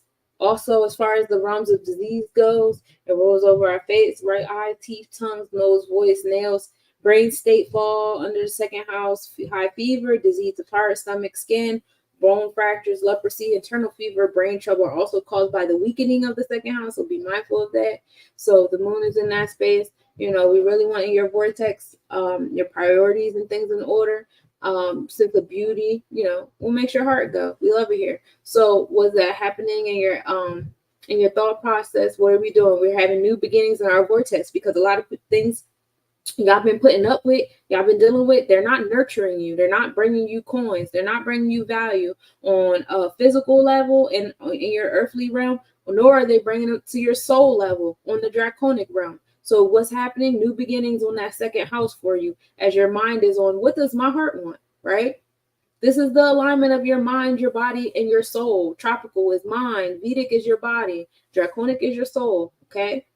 Now, Mercury, we have our throat chakra sitting in Cancer, right? We're speaking into existence what we want to nurture our space with. We're applying it with the fifth house. A lot of you guys got to go back to your inner child or speak to the children around you, whether you got your own children and you want to speak into existence what nurtures them, the inner child in yourself or the inner child in other people around you. You want to speak to the existence of them. I see some people coming out with some really fun music, coming out with really cool art projects and events and stuff that help cultivate the inner children and the adults around you and help find healing in those inner children, right? Retreats is on the forefront, community events on the forefront, all that fun stuff. A lot of people coming into their creative space, new albums, new songs coming out to invoke the fun in people. That's Mercury in Cancer in the fifth house nurturing you, right? Now, Mercury we started the month with Mercury in alignment on all three facets. Mind, body, and soul was in alignment when we first started this month in Mercury. Mercury just entered Leo zodiac yesterday. So for the first, couple of days, we were in divine alignment. Some of you guys with that underactive throat chakra utilize that Mercury in Cancer to just stop talking, to shut down or whatever. But that's when you're succumbing to the planets instead of utilizing them and pulling the magician card. See, you gotta learn how to use the God in you and stop letting yourself, the God in you, be used. You know what I'm saying? This is your energy. This is your solar plexus chakra. If you fall into the stars like, oh, this is this, so I gotta act like that instead of this is this, I'm about to harvest that, I'm about to harness that, then what are you doing? What are you doing? What are your real intentions right now? You're not trying to have fun in this life. You want to be oppressed. Like Venus is our heart chakra, right? This is, our sense of value, our sense of worth. how we get our valuables and stuff like that. Right now it's in creating these nurturing spaces. Why? Because we know the collective right now is looking for these nurturing spaces. So if you want to make coins right now, create the nurturing spaces. This is time to be the event coordinator because people are looking for events. This is time to do the summer camps and the school programs. Well, I know why? Because the kids are home. All of this shit is in the fifth house.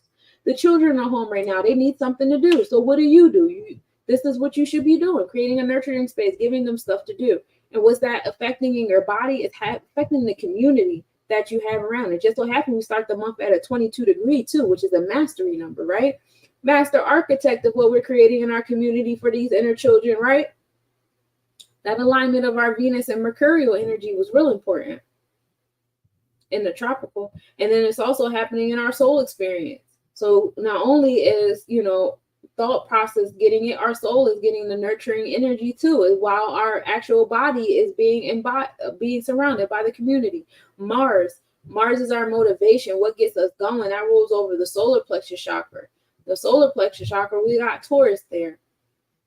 We got Mars sitting in our heart chakra. You are motivated by your heart's needs. That brings you back up to the moon as now your motivation, your gut is next to your mind, your moon, your internal third eye.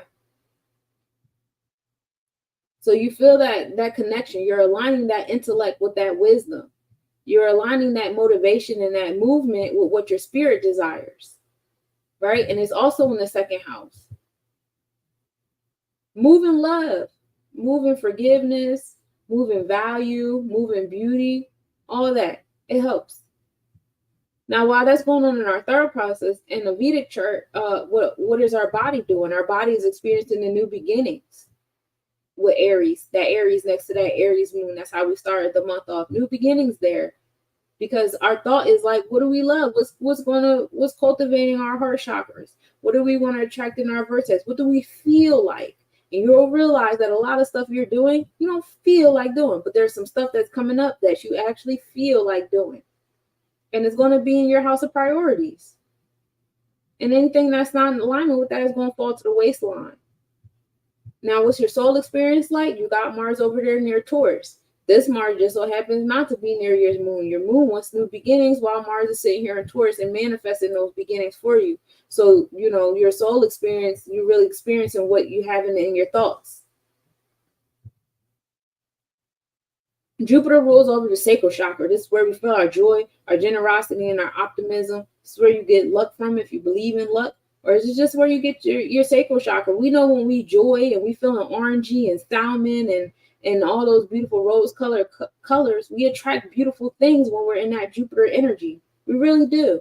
As long as we're not overactive in it. Once you start getting overactive in it, you become an addicted personality disorder. Obsessive personality disorder. We don't want to be overactive in Jupiter, but just right, people are attracted to your joy. People love joy. I love to see a joyous man, and I definitely love to see a joyous woman. I just love to see people happy. It makes me feel good, and that makes a lot of people feel good. So we have Jupiter sitting in Gemini, and your mind is like, dang, I want to feel joy around a community. Gemini deals more so with the community and the neighborhood that you live in, like the people you're related to when it comes to like your parents, your grandparents, your cousins, your siblings type energy. Like these are the relatives you actually grew up with and you're rooted with them. Okay, that's what the Gemini. So you want to feel joy around those spaces. Jupiter just so happens to be at an 8 degrees, so it's provided transformations in that community for you to feel joy. So some of y'all gotta have some hard conversations. Some of y'all gotta have meetings amongst these people. Some of y'all gotta, put some things down and, whatever, walk in your truth. It's all in the third house. So it's there to support you, and that's what's happening in our mind. What's happening in our body is Taurus, right? We're attracting. Taurus is the heart chakra. That's the vortex. That's Venusian energy, right? That's the internal side of the heart chakra. So what are we sucking in with our Venusian vacuum for joy? It's in the third house, so it's still community, right? Third house is Gemini house. That's actually in alignment with where the moon is at now today, with the moon being in Gemini, Taurus, third house ruled by Taurus energy. So now we have the moon and Jupiter hanging out together, and I'll get into that a little bit more with the astrological report. Actually, the moon and Jupiter were in like conjunction and everything yesterday, for real. But you know, Jupiter's a big ass planet, so I'm sure we're still feeling the residuals of that energy with the moon still sitting in that zodiac and constellation and things. But yeah, we feel joy. We're feeling good about, you know, our heart chakra is on that community. We really want to be around people that match our energy. And in order to do that, you got to remove energy that don't match. And our soul, Jupiter is next to Mars. So our soul is feeling motivated to really prioritize, and find a love, finding a sense of value in our community and what we want to express. Saturn rules over our root chakra. These are the challenges that come into your space that provide the discipline, boundaries, and structure that you need to move forward in strength. Ain't no traumas. Y'all know I do not like that tea where I wish y'all stop coming around me with the traumas and this happened to me and I'm so traumatized and it's traumatic and I got the PTSD. No, you experienced challenges that you needed to experience, and now what did you learn from them? Because you should have learned stuff. But if you're too busy walking around victimizing yourself and liking these dumbass Instagram posts that play the intentional sad music, they got the intentional shades of blue and sepia and shit and beiges in the visuals to align with the sad music, and they're programming you to be sad about your Saturn. They're programming you to be sad about Pluto and your Capricorn placements on. They're programming you.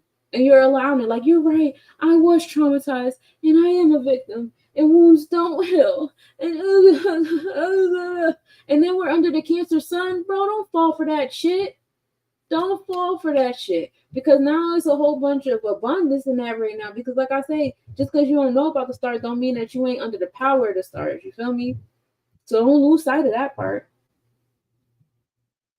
So yeah, we got Saturn creating the challenges that we need, and the challenges right now is happening in Pisces, it's happening in the space that you believe. That's that 19 degrees I was talking about, knowledge being born in this Pisces. Ain't no more gullibility, ain't no more deceit and illusions and delusions. You gotta miss me with that bullshit, because we're going back 7 degrees. 7. That's not by accident. We're going back 7 degrees in this next retrograde. 7 is an important number. That's God speaking. God is putting you back these degrees. You need to focus on your God. If you ain't listened to the beginning of this video, when this video is over, go back to the beginning and listen to my mathematics on God. That's what you need to be getting straight during this Saturn, because it will be challenged. It will be challenged. It's not supposed to be easy. God ain't no weak bitch. God is strong. God don't play no fucking games. It's 7 billion people. That estimated 7 billion people in this world, and they all call on God. Even the atheists got to say something about God in order to say they're atheists. I don't believe in God. Well, if you don't believe him, why the fuck you just say you don't believe in him? You got to believe in him to say you don't believe in him. You make it make sense. There's certain extent of a God to denounce it. That's how strong God is. And that's just humans. I ain't even talk about the animals or the plants or the other beings of other, dimensions that we can't see, but they're around us, chilling with us and shit like that. I ain't even get there yet. We're just talking about humans. That's how strong God is. And you think that you're supposed to be walking around with God without challenges? You're supposed to be a reflection of that God without challenges? Everything's supposed to be easy peasy for you, huh? No trauma. Or you're going to go cry in the car. That don't make sense. Okay? So, Saturn is going back in these 7 degrees from 19 to 12, 1 and 9, knowledge being born to knowledge and wisdom. So by the time we get to the end of this retrograde, you're going to have that knowledge and wisdom you need. And it just will happen that the retrograde happened around November 15th, and that dumbass election day is on the 7th or whatever. By then, you should be so well versed in the God in you that you know how to mind your business. Mind your motherfucking goddamn business. And then Saturn is in the 12th house. That's the Pisces house. Yes, challenges bring gifts and growth. They for surely do. I love it when I have a plant with good roots, because that means they're going to last all 4 seasons. Might even get some nice flowers out of it. So Saturn is not only in Pisces, it's in the 12th house of Pisces. Challenges to your belief system, challenges to the smoke and mirrors, challenges to the rose-colored glasses you keep wearing on some bullshit, challenges and all of that. Some of you guys are gonna have to walk into sobriety, and that was a bit of projection because I have been walking into my sobriety, but some people's sobriety is different. Whatever you find yourself overindulging in, because Pisces deals with the sacral chakra, right? You're gonna be challenged in those things that you be overindulging in. While Saturn is there in the thought process, what's happening to your body is Aquarius. Saturn is going retrograde in Aquarius. That means that, and that was at a 25 balance on the power of your truth. So standing in the power of your truth, now you're going to be challenged by your social circles. People you socialize with, you be around all the time, and the different shit they wanted you to believe, and the gullibility and stuff. You start to have a better sense of awareness of the people you're around, and also the people that are detached or removed from society, like people in hospitals and jails and nursing homes and boarding schools and colleges and stuff. That's a separation too. But now you having that retrograde at that 25 degree, we're going back 7, so that brings you back to 18. Knowledge and build and destroy before we go back forward. All right, that's what's happening to your body. So while your mind is uncovering delusions, don't be surprised if your social circles changes as well. Saturn is in Pisces on the draconic chart as well. That's at an 8 degrees, so it just entered. So we're going to be right back at like 0 degrees or 1 degree Pisces on the draconic. Just bringing our soul back to start, because we really got to undo some generational shit and some different lifetime shit, right? It takes a certain extent of God to denounce it, right? Thank you. Uranus gives us the progressive push that we need to move forward. Uranus ain't particularly associated with no chakra, as the concept of Uranus. Well, we already knew about Uranus's existence, but it's more so to do with the upper non-physical chakras. We get more into the Aquarius air energy of it, the intellect, and going beyond the Malkuth for real, right? So we get the progressive pushes from Uranus. Uranus ain't never played with us. I can't wait till it enters Gemini. That's going to be a sight to see, because as soon as it entered Taurus at 2019, about 2-3 weeks later, we was in quarantine getting special paychecks, and everybody started going on the internet to communicate. People started having COVID babies and COVID marriages. It was real weird here, but that was the Uranus and Taurus. Ooh, 333. Hey. That was definitely the Uranus and Taurus pushing us in those spaces. And Uranus is in Taurus on all 3 facets in the second house. So it's really heavy on our heart chakra, how we materialize, what we find value and priority in materializing, what it means to us. Our heart chakra is how we love, who we love, how do we express the love, spaces of beauty and creativity. All of that is getting the progressive push that it needs. Uranus will be in Taurus up until, I want to say, 2024, 26. Don't quote me on that. Let me just look at my notes. Yeah. April 26, 2026 is when Uranus will enter Gemini, and that's when we'll start getting progressive pushes in our community and our familial structure around like the cousins and the siblings and all of that. Neptune is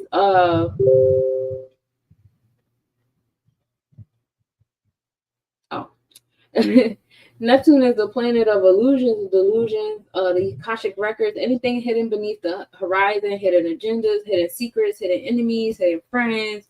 We're talking about generational things, bloodlines, all that fun stuff in alignment with spirituality, right? This is your spiritual self, spiritual experiences, third eye energy is heavy in Neptune. Neptune just so happens to be in Pisces on all 3 facets in the first house. So people's spiritual selves is more so in their aura now. Y'all ain't just linking up with people based upon what they look like and what they own or whatever. Y'all is linking to people based upon the spiritual energy they give off. Y'all are repelled by people based upon the spiritual energy that they give off. And no more, this person look good, that person got that amount of money, this person got this, that person got that. It's more like I felt the energy, and the energy ain't there. Even when you've been around with somebody for so long, we ain't no longer in a space where that loyalty even means anything if the energy is off. We're definitely like feeling energy. If you looking at people's pictures and shit like that. We're not just looking at people's pictures with two eyes and saying, I don't like that person. We are now utilizing the third eye to say, I feel the energy off this picture. I feel the energy off this text message. I feel the energy off of this. I feel the energy and I don't like it. We are in that space. And Neptune did go in retrograde on the 2nd, I believe. And so now we are repeating degrees. Neptune don't really move back too far because it's a really slow planet. But just to let y'all know, Neptune will remain in Pisces up until January 26, 2026. Right? And that's just on the tropics. Obviously, we're going to be there for a little bit on the Vedic and the Draconic, especially the Vedic, because we only had a 5 degree. Whereas Neptune on the tropical is at a 29 degree. So we really are in that static between Pisces and Aries, new beginnings. Jesus Christ, that's going to be interesting. So we're really like stuck in between that static for the next couple years because, you know, Neptune will keep going back in retrograde to repeat a degree or two, then go forward, backward, forward until 2026 when we finally enter Neptune and Aries, new beginnings to our spiritual realm as we officially enter Aquarius season. And Pluto gets locked into that Aquarius. So let's talk about Pluto. Pluto is an Aquarius on our mindset, right? Transformations to our social awareness, our social justice. Aquarius also deals with electronic communication. I think it's so funny how people try to equate Blueface with everything. They equate Blueface to Project Bluebeam, but Blueface is also an Aquarius, and he's a personification of what Pluto in Aquarius is going through right now. You know what I'm saying? If you really watch it, you know, as above, so below, as within, without. And you can actually watch any Aquarius for that matter. That just so happens to be the Aquarius that, you know, everybody kind of knows about already. As a projector, I've been enhancing my intuition because I penetrate straight into their auras. I do too. And I will tell you, it's disappointing on a lot of levels because it puts you in a space of discernment. I don't want to use judgment because I don't say that's right or wrong, but it definitely puts me in a space of discernment of like, there's a lot less people that's allowed in my circle. Even people that used to be allowed in my circle are no longer allowed in my circle because the energy is off.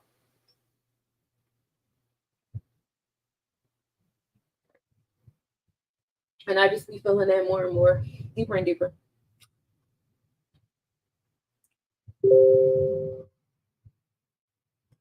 But that's good though. That's good though. That's what you're good at. Definitely that's what you're good at. That's what you're here for. And it's just a matter of, okay, so now that you know these things, how are you going to express it? How you're applying it in your personal, you know, how are you giving to yourself? Because you got 6 in the middle of God, right? So how are you applying it to yourself? That's the 7 of isolation and solitude. And how are you giving it to others? That's the 4. That's the terrestrial energy, the manifestation. How are you balancing those two with your gift? You know what I'm saying? Yeah, so Pluto's in Aquarius. Pluto's in Aquarius in the Aquarius house too. So a lot of transformation, a lot of secrets coming out on people in our social circles. A lot of this shit is coming out on social media. Social media is a big thing. Pluto rules over the solar plexus chakra, so empowerment. So for those of you that are saying that social media is going to be gone, no. This is the place to put the solar plexus chakra at right now. As Aquarius rules over the electronic communication and stuff like that, this is definitely the place of building and destruction. As certain information gets thrown away, thrown out, it's up to people. It's up to certain kinds of people or people that's willing to do it to put a certain kind of energy in the ones and O's. And yes, there is an equal opposite energy going on. So you will be, you know, stifled. You will get policed. Like I just got kicked off of TikTok. I can't go live on TikTok until the 15th. It said. So like shit like that happens, and then you start getting shadow banned and all that stuff like that. So I'm pretty sure my mathematics will start getting hidden because my life got hidden, and that's like regular shit that I go through. It ain't about nothing. That ain't nothing abnormal. Pluto is in retrograde. All this talking. Pluto's in retrograde it started on May 5th up until October 12th. We are in retrograde with Pluto, so being mindful of that. Also to let you know, Uranus goes in retrograde on September 1st at 9:38 a.m., so you can be ready for that as well. While Pluto is in our thoughts in Aquarius, right? Pluto is still in Capricorn on our body and our soul. So Pluto is still creating transformation to our structure, our infrastructure of things, how we're building on things, law and order, the challenges in our space or whatever. And so, like, as you keep leveling up in different spaces of your life, as you keep overcoming certain challenges and all that stuff, you'll notice that your social circle or how you're willing to socialize and all that stuff is going to create some transformation in your thought process too. And that's okay. The North Node as a collective in our thoughts is on Aries. We all collectively want new beginnings, and we started the month off at a degree of mastery with these new beginnings that we desire. So a lot of people were speaking those things into existence. We were in the first house with it. So that's coming off of our aura of the new beginnings that we want. As far as our body is having the North Node in Pisces. So moving towards the spirituality of the things. Less, kind of. So when we use the North Node of Pisces, remember the South Node is Virgo, right? So Virgo is the materializing, the harvesting, being of service, and all that stuff. And we're taking what we are comfortable with and what we know of Virgo, and we're aligning that with the Pisces energy of moving forward. And there's just like a big transformation happening as we take our knowledge into our beliefs, right? And you see that with a lot, people debunking a lot of things, and this don't make sense, and that don't make sense, and this, that, and the third, and and that's going to be the connection between the two. While we're in Aries Libra, because South Node is in Libra on your thoughts and on your soul experience. So we're taking what we know, what we got comfortable with law and justice and the interpersonal skills and the relationships and all that stuff like that. A lot of you guys learning about your nationality, how to become a sovereign, your birth certificates, a lot of you guys coming into genealogy and the different treaties and the land deeds and the bonds and all those things. And you're putting that into the Aries new beginnings, becoming more intellectual about it, being more methodical, more strategic, more motivated towards it, or some of you guys are, here to burn it and dismantle it altogether, which I look forward to doing. But that is the alignment between those nodes. And Lilith is here on our thought process. That's our primordial energy, our rebellious self. And it's rebelling against that Libra energy, the Libra scales. Okay? And that's in the 7th house of Libra as well. A lot of the contracts and the bonds and the justice system and the wet blanket energy of imbalanced scales and all that. Yeah, we rebelling against all that. We don't want all that shit. A lot of people are rebelling against marriage or the traditional sense of an interpersonal relationship, all that stuff. And then in our body, what's happening in our body is the rebellion against the Virgo energy. What have we been taught? What have we been listening to? The moral and integral code that's been given to us. Being of service and serving other people, we had a 559. That's walking in the power of our truth, and what we give birth to it as we're walking in the power of truth. Knowledge born is 19. That brings us back to 1. Knowledge in our cipher. And that's all still happening in the 7th house of balance.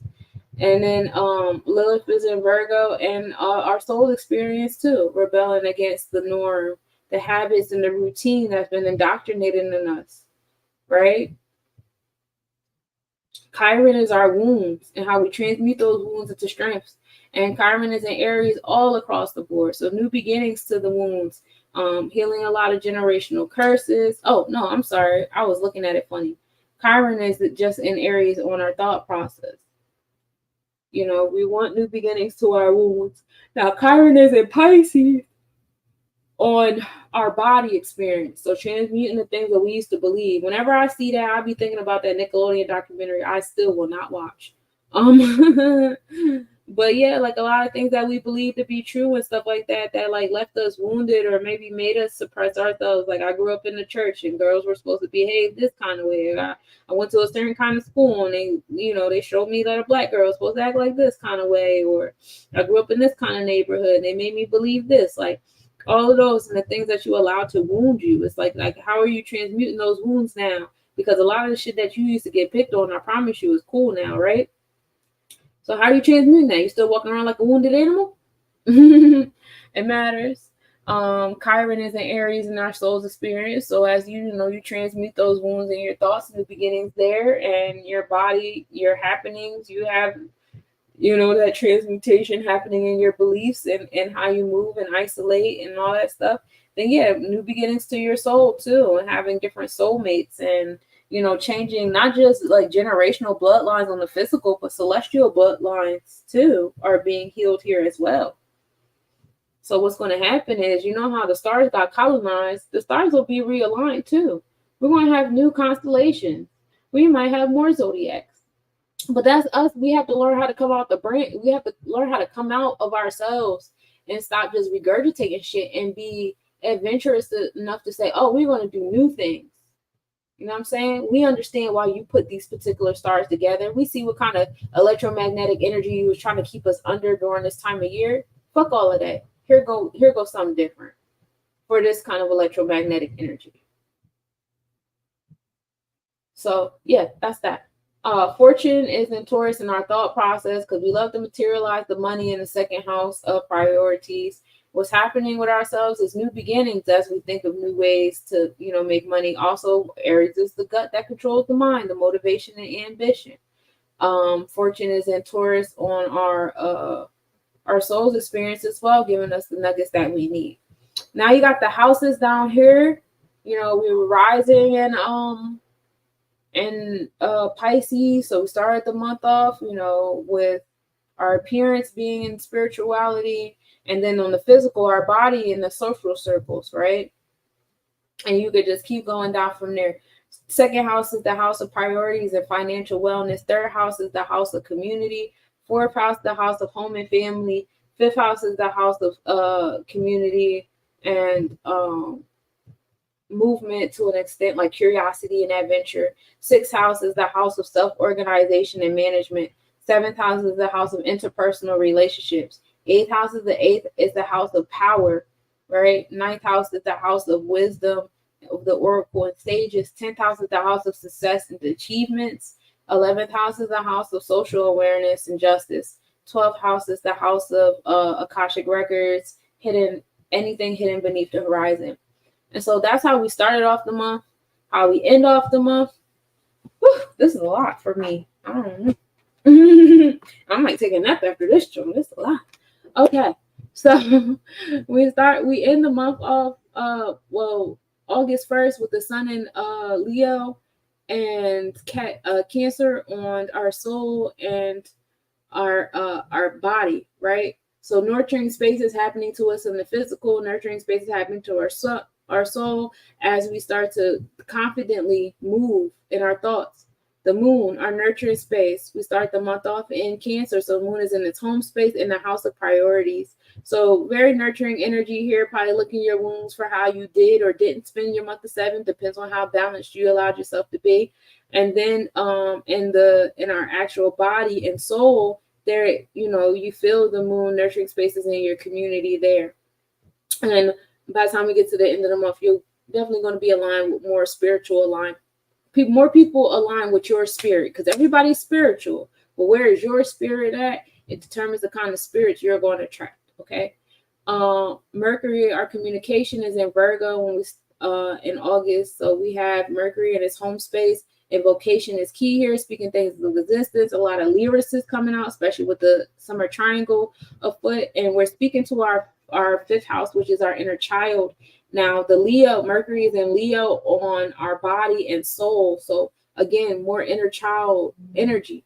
As we speak to our inner child in our thoughts, our body and soul is responding to the inner child. Venus is in Leo on all 3 facets in the 5th house as well. Again, our heart chakra is in alignment with our inner child and our inner child's wants and needs and our confidence and our dramatic and creative self. Mars is our motivation space. That's in Gemini, being motivated towards your community. Mars will be in Taurus in your body. So, again, absorbing things in your vortex and based upon your aura, your appearance with that first house. And then Mars is in Taurus, again, with your soul's experience. Jupiter is in alignment with Mars. So you got your your solar plexus and your sacral chakra hanging out together, empowerment and how you feel joy and stand on that shit. You know what I'm saying? Because that's where the pinnacles will come, sage Jupiter. When you stand on that in your community and you become that oracle and sage. Jupiter is in Taurus on your body, so you're absorbing that vortex around you. You're absorbing that, generosity, luck, and optimism. Jupiter is in Gemini on the soul experience too. So again, this also further reiterates the fact that by the time we get to the Lion's Gate, the people that you have around you are going to be a soul tribe. Wherever your soul is at, a lot of you guys like, oh, I'm at my soul tribe, and you think that soul tribe is forever. Yeah, that's more human indoctrination. Your soul tribe is going to track where you're at with your soul in that moment. You know what I'm saying? Saturn is going to be in Pisces, and our thoughts still giving us challenges to our belief system and how that belief system affects our social circle and awareness in the 11th house. Saturn will be in Aquarius in the 11th house in our body, still giving us challenges to people around us. And then Saturn will be in Pisces in our soul's experience, giving us, those challenges that we need in our different lives and the different social interactions we've had in our life, as it'll be in the 11th house, but then also in the beliefs that we've had in our lives too.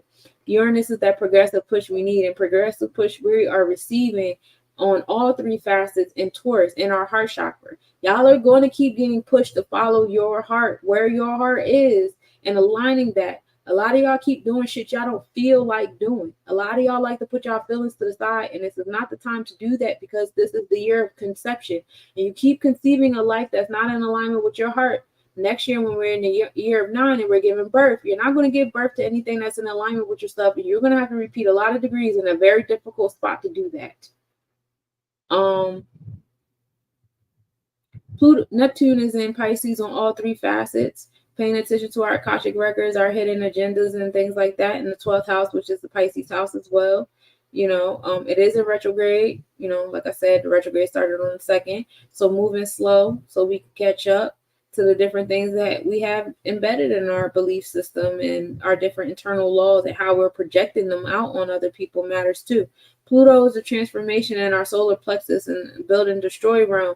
And it's building, destroying in our thoughts, our social circle, which comes to us easy because it's at a 0 degree. And it's in the 10th house. So as we're building and destroying in the social space and doing the social media stuff and helping people that are isolated or alienated from society, it brings us to a sense of success. Pluto is in Capricorn in the 10th house on the in our body and soul space, still providing transformation to like our infrastructure, our boundaries and discipline, and how our survival of self goes. So we still be in a space where like our pinnacles, or where you could go food shop, or how you purchase your home and all that is still undergoing transformation. It's still on shaky ground. So what worked today might not work tomorrow. What worked last year might not work this year. That's why every time we learn paperwork and we do shit, there's an equal opposite energy. Like, oh no, we changed it. Can't do it that easy. Yeah, that's a lot of the Pluto back and forth between Scorpio, whatever, because high highs make low lows. All right. The North Node is in Aries, providing new beginnings to our Akashic records with that 12th house in our thoughts. In Pisces in the 12th house. In our vortex, new begin. We're moving towards more spirituality, aligning our spirit, really letting the Cancer and the Pisces energy and the remainder of the planets take control. New beginnings to our soul as we do that. Lilith in Libra and Virgo again. Now we move from the 7th house to the 6th house. So now we're in a space of equality, servitude, self-organization, habits, and routine. Chiron is moved from the 1st house to the 12th house, but it's still sitting in Aries, Pisces, Aries. So new beginnings in our mind and in our soul, towards the Akashic records and stuff like that, and how we transmute the wombs in our Akashic records and our celestial DNA. We're really going to do some soul work. I know a lot of us get caught up in our physical lineage, but the spiritual lineage needs some work too. And that's when you really start paying attention to your different lives and the way your lives interacted with the lives back then. And you'll start to see how some of those people are still around you today, even if not still in the same personification. The energy is still the same. The fortune is in Gemini in the 2nd house. So we're still getting our fortune from our community and how we value and prioritize our community. In our body, our fortune is coming from, again, prioritizing, being determined and reliable, our heart chakra vibe, and really following your feelings. If you feel like something's not right, it is not. Fortune is in Gemini on our soul's experience. So attracting that soul tribe I keep telling y'all about, where your soul is at now is what you're going to attract. And it'll bring you your fortune.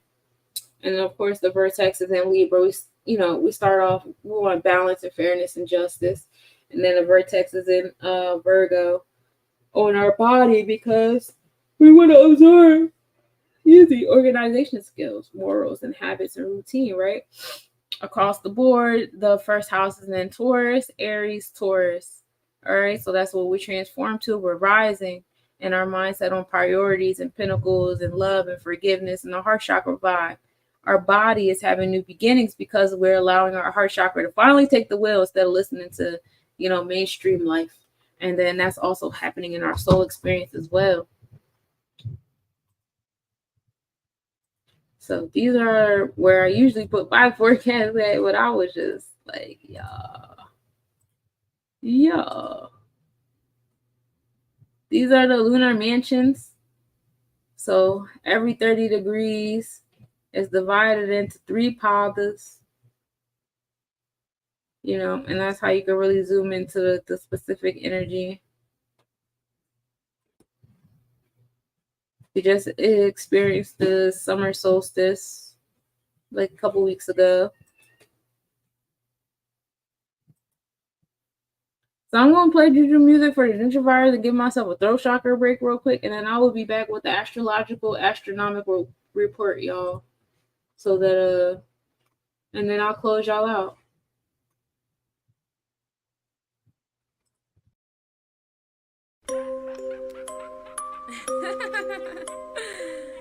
This for the gentrifiers. This for the gentrifiers. Papa Legba, Yeshua, Ilegua, come out, Papa Legba, Yeshua, Ilegua,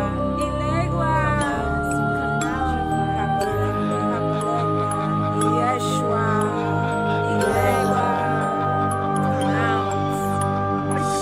'Cause this is our land. Yes, we was here first. They came here on a boat. They'll leave here in a hearse. They'll leave here through the dirt. They're going through the earth. We're channeling their ancestors to undo their hurts. 'Cause once upon a time, we all could read and write. That legalese is lies. Strong men spelled cursive ties. Strong men all caps disguise. They've gentrified our lives. We've redefined their sights. We've redefined their kind. Yes, this is juju music. This shit here is voodoo music. This shit here is voodoo music. When you chant, they gonna lose it. Yes, this is juju music. This shit here is voodoo music. Yes, this shit is voodoo music. When you chant, they gonna lose it. When you chant, they gonna lose. Which ancestor you gon' choose? Play their game, but by our rules. I'm Queen Annie the Maroon. I am Queen of Dongo. I am Queen of Zinga. I am Yenaga. I'm Carlotta and Fermina. 'Cause this is juju music. This shit here is voodoo music. When you chant, they gonna lose. Which ancestor you gon' choose? 'Cause this is juju music. This shit here is voodoo music. When you chant, they gonna lose. Which ancestor you gon' choose? 'Cause I am a goddess. I am a priestess. I chant these mantras and they all repeat it. If we make a promise, this land we gon' seize it. Get vengeance for Mother Earth treason. This for the gentrifiers. This for the gentrifiers. This for the gentrifiers. This for the gentrifiers. Repetition of empires. Invading land with gunfire. Slavery not posters for hire. Income not what you desire. Outcome working jobs by hours. Mindset waiting to retire. Never stop working for dollars. 'Cause this is juju music. This shit here is voodoo music. Which ancestor you gon' choose? When you chant, they gonna lose. 'Cause this is juju music. This shit here is voodoo music. Which ancestor we gon' choose? When we chant, they gonna lose. Ashe, my spirit guides come in with that sin. My ancestors defend. I got that juice to transcend. Ashe, my spirit guides come in with that sin. My ancestors, I got that juice to transcend. 'Cause I am a Santi. Masata, I am a host, I am your homie, I am a Tamba. Yes, I am a Tamba. Cause I am a Santi, I am a Sata, I am a host, I am your homie, I am a Tamba. Yes, I am a Tamba. Yes, this is juju music. This shit here is hoodoo music. When we chant, they gonna lose. Which ancestor we gon' choose? Hey, choose. Cause when we chant, they gonna lose. Which ancestor we gon' choose?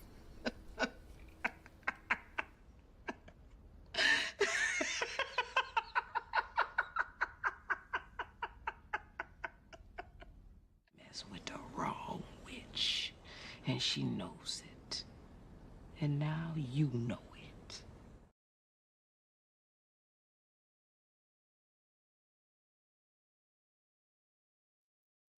All right, y'all, let's get on with the astronomical astrological report. July 31st, the moon was at a waning crescent, cleansing off the intangible things out of our space. We were in tropical Taurus, and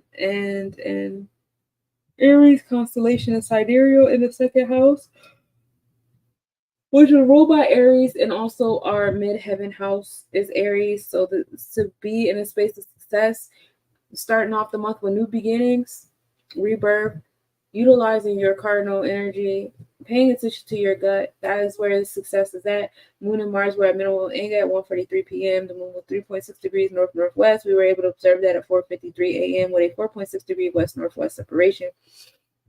We also had the open star cluster IC 4765 in the Serpent's constellation at the highest point in the sky. July 2nd, still in the waning crescent moon, cleansing things that are non-physical. We were in the tropical energy of Taurus, cleansing those, priorities and, things of our heart chakra that we've been prioritizing in our space, which is bringing new beginnings to us on a sidereal level and constellation also. In Taurus, in the second house of Taurus and Aries, still in that MC energy of if you were doing that spring cleaning of the waning crescent, you were in success mode. Moon and Mars were in conjunction as well. The moon and Uranus were at minimal angle. That happened at 2:52 a.m. The moon was 2.9 degrees north-northwest, conjunction at 4:48 a.m. with the moon being 3.2 degrees north, and we were able to observe that at 3:22 a.m. with a 3-degree north-northwest. The moon and Pleiades were also at minimal angle at 12:34 p.m. The moon was 0.5 degrees south-southeast, conjunction at 12:15 p.m. The moon being 0.5 degrees south of Pleiades. Occultation was observable at 4:14 a.m. with a 3.9 degree west-southwest separation. Pleiades is the constellation of sorrow. How you dealing with that sorrow? It really matters. We talked about that earlier. Neptune was also stationary at 5:16 p.m. and began retrograde motion. The Bootids reached the end of their activity from the Bootids constellation. Ceres was the smallest distance to the Earth, which was the agricultural nurturing type energy. And then we were able to see the International Space Station from Perseus and Ursa Major. July 3rd, the moon was at waning crescent, cleansing the intangible things from our space. We were in Gemini and the thoughts with it, which was our communication and community. We were in Taurus in the sidereal and the constellation, which was our space of priorities, that we were cleansing as we cleansed our thoughts and focused our thoughts more. May that Taurus be the stability you needed in that Gemini mind. We were in the third house with it, the third house being ruled by Taurus. The sun rose at 5:35 a.m. and set at 8:31 p.m. The moon and Jupiter were in minimal angle yesterday.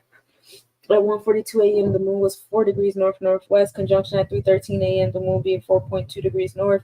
Observe at 3:42 a.m. with a 4.3 degree north separation. The moon and Aldebaran were in conjunction at 6:13 a.m., the moon was 9.3 degrees north. Aldebaran is a star in,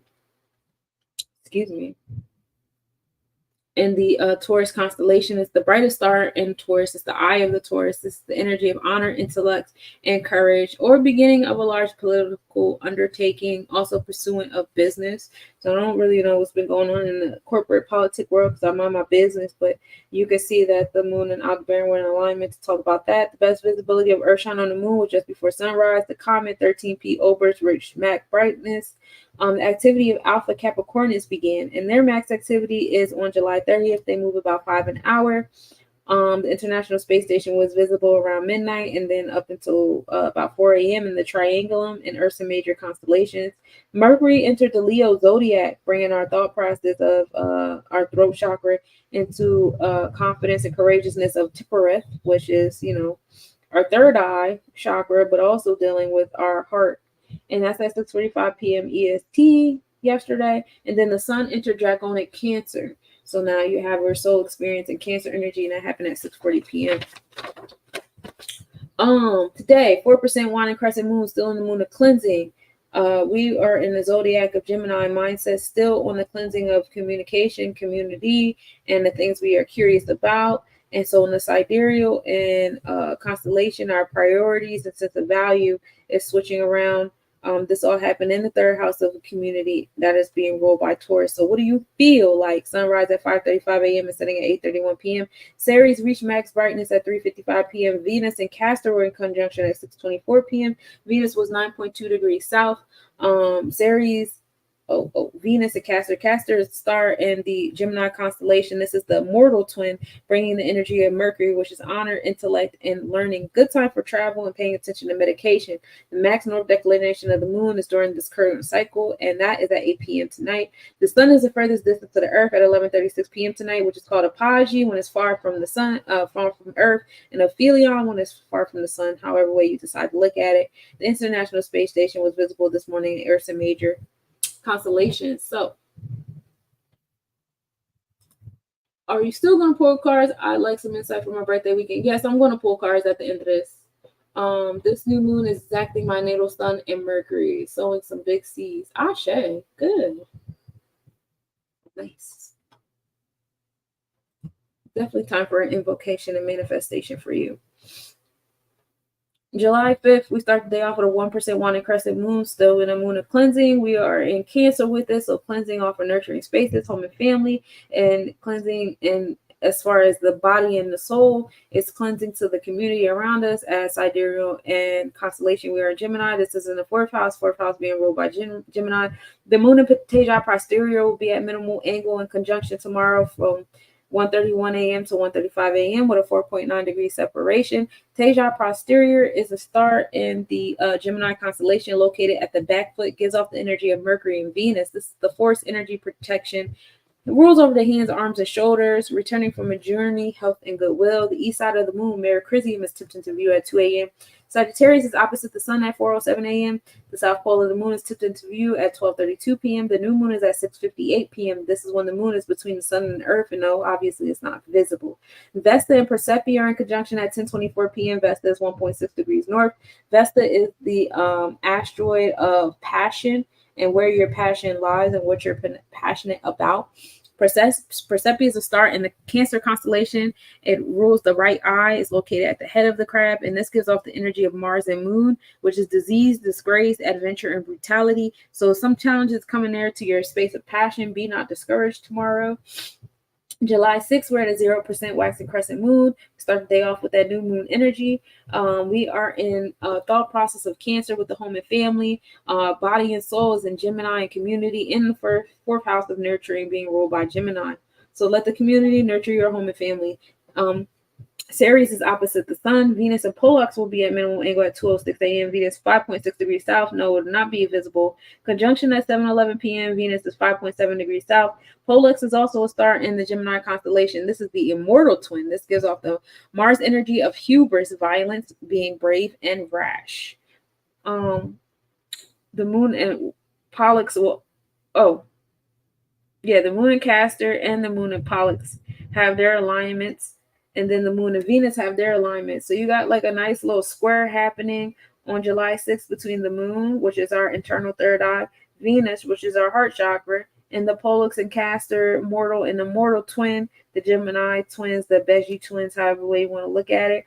So finding balance between the mortal and the immortal self, the celestial and terrestrial, is important with the alignment of your moon, your third eye, and your heart chakra.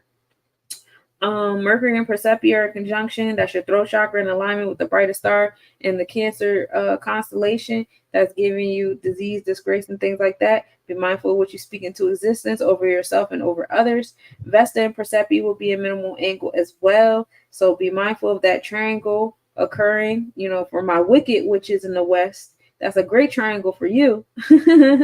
But be mindful of your morbid talk. Evening visibility of the moon also begins on the 6th. July 7th, we have moon and Persephone in conjunction. Just a lot of Persephone action happening. Between Vesta, Mercury, and now the moon. So that Cancer star is definitely on the forefront. Be mindful of it. Albalda is opposite the sun at 1:08 p.m. Best visibility of the year. Albalda is the part of the Sagittarius constellation. It's located at the back head of the Archer. This gives off the energy of harvest, gains, building, and travelers. The moon and Mercury are minimal angle at 6:48 p.m. The moon will be 2.5 degrees north-northeast, conjunction at 2:29 p.m. The moon is 2.9 degrees north, and we'll be able to observe that at 9:08 p.m. with a 2.8 northeast separation. So definitely a good time of invocation with the moon and Mercury being together like that. Say things with all thy mind in your throat chakra. Venus enters Cancer constellation at 7 p.m. EST. So you officially have Venus entering those Cancer stars. July 8th, we start off with our mindset in Leo on the zodiac space. So we are in that waxing crescent moon. Now we're building on intangible things, right? So our body and soul are also in Cancer. So building on nurturing spaces in our home and family, and we're in the 5th house with it. So we're operating from our inner creative and our inner child energy. That 5th house being ruled by Gemini. So you might come across some childhood friends or some people that speak to the inner child in you, or you speak to the inner child in them, or actual children.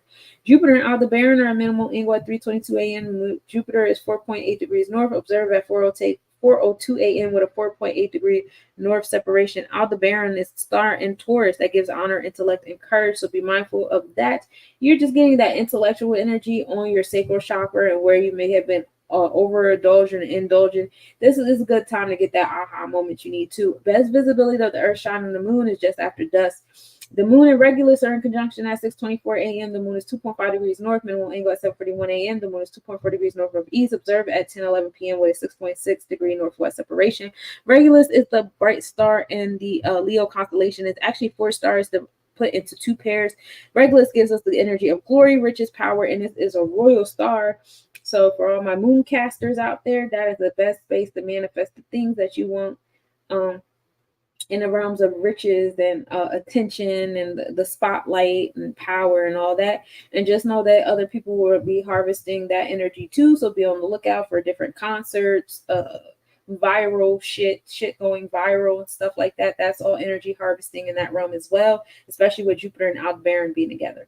Anyway, July 9th, we're in the 10% waxing crescent moon, still building on the intangible things. We are in our mindset with the Leo, as well as in our body and soul being in Leo as well. So now we're fully embodying our inner child, and we love it here. We are in the 6th house with it, so we're finding organization to our inner child, and that 6th house is being ruled by Cancer. So let that organization and management apply to your home and family and nurturing spaces. So right now we're being the mother to our inner child. We're finding that balance, that 6th house between father, Leo, and mother energy. And this is AC. So AC is how the energy you give off. Okay, 6th house is AC house. Great Peacock Globular Cluster and Pavo constellation is well placed at midnight on July 9th. July 10th, we start the day off with a 16% waxing crescent moon, still in that moon of building intangible things. In our thought process, we are now in Virgo, in that self-organization, management, habits, and moral integral code. Our body and soul is in light Leo, so we are finding organization for our physical and spiritual self. We are in the 6th house with it, which is a Virgo house. In Cancer, still applying this organization and routine and things to the home and family. And we're still in AC with the vibes. Sunrise at 5:39 a.m. and setting at 8:29 p.m. As you see, our amount of sunlight is starting to dwindle down on us. Venus is the smallest distance to the sun at 1:13 a.m. Mercury enters draconic Leo. So now our soul's ability to manifest will be materializing and evoking from our inner child space, our creative space. Be mindful of over emotionality and behaving too much like a child, but we do like to have the curiosity and the mind and heart set up of forgiving, of resilience, baby. July 11th, 24% waxing crescent moon, still in the moon of building intangible things. Oh my God, my ankle. We're still in that mindset of self-management, organization, body and soul, still in Leo, and the inner child, still in the 6th house of organization and habits. Jupiter and Aldebaran will be in conjunction at 11:49 a.m. Jupiter is 4.8 degrees North, Aldebaran, we talked about, is the brightest star in the Taurus constellation, bringing us honor, intellect, and courage. So we're bringing that to our sacral chakra, and we love it here. July 12th, we start the day off with a 33% waxing crescent moon, still in the moon of building intangible things. Now our mindset is on Libra, which is finding balance and justice and stuff that we're building on. Body and soul is in Virgo, organizing that balance in the 6th house, which is ruled by Leo. So the moon is in the 6th house, and the 6th house is ruled by Leo. But at that point, the moon will be in the Virgo part of the 6th house, which is still in AC, which is the energy you're giving off. How organized and how balanced will you be? Well, what you attract in your space will tell you that. The activity of Delta Aquarius max date is July 30th. That's 16 an hour, but it begins on the 12th. The moon is the furthest distance to the Earth at 4:03 a.m. The moon is on descending node of orbit at latitude 20 and decreasing at 6:22 p.m. The moon and Parima are at minimal angle at 3:38 p.m. The moon is 3.2 degrees southwest conjunction at 10:42 p.m. The moon is 4.1 degrees south. Observe at 9:18 p.m. with a 3.8 degrees south separation. Parima is the star in the Virgo constellation, being the goddess of prophecy, giving you guys that aha moment, little deja vu, a little thinking forward and all that fun stuff. Venus enters Leo zodiac at 7:15 p.m. EST. So now you have your heart chakra entering that Tiphareth Sephiroth. So heart on heart, really materializing, absorbing in your vortex, right? What your heart desires, what the inner child desires. Eros also enters Leo constellation around the same time. Eros is the asteroid that rules over our love. So loving like an inner child, loving someone from your childhood, loving someone who sees the inner child in you, or maybe your childlike soul self or whatever, something like that. July 13th, we start the day off with a 42% waxing crescent moon, still in the moon of building intangible things in our space. Our mindset is on Libra, finding that balance in our interpersonal relationships. Justice and harmony is key here. Our body and soul is still in Virgo, so we're organizing this balance. We're in the 7th house with it, which is the house of Libra, being ruled by Virgo. Sunrise at 5:41 a.m. and setting at 8:28 p.m. The AM visibility of Orion begins. The first quarter moon at 6:49 p.m. The moon is best visible after sunset. So remember, when we're in the 10th of the month, we are in the second decan of the month. The second decan is the decan of wisdom. So we're getting this wisdom right now. We're getting the first quarter on the 3rd day of the second decan. The first quarter is when we look back on the waxing crescent. Do you like the intangible things that you have built in your space before we move into the tangible? Okay? Really look at your mindset, your heart set, all the physical things that you've been building on, cleansing, and all that stuff. Because now we're about to see how it formulates and materializes in our space. Okay? Evening visibility at Capricornus begins. The moon is speaker at minimal angle at 10:56 p.m. The moon is 5 degrees west-northwest, conjunction at 11:12 p.m. The moon is 1 degree southeast. Occultation is visible at those specific times. Spica is the brightest star in the Virgo constellation.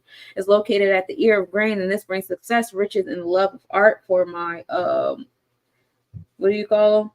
My spellcasters out there. Moon and Spica will be in alignment for you guys to manifest the riches. Mars enters Taurus constellation at 7:15 p.m. EST. So now we have your motivation of your body being rooted towards, well, what does your heart want? Jupiter enters Draconic Gemini at 7:20 p.m. So now as your soul, the generosity, luck, and optimism of your soul's experience has now entered the community, your soul tribe that you wish to attract.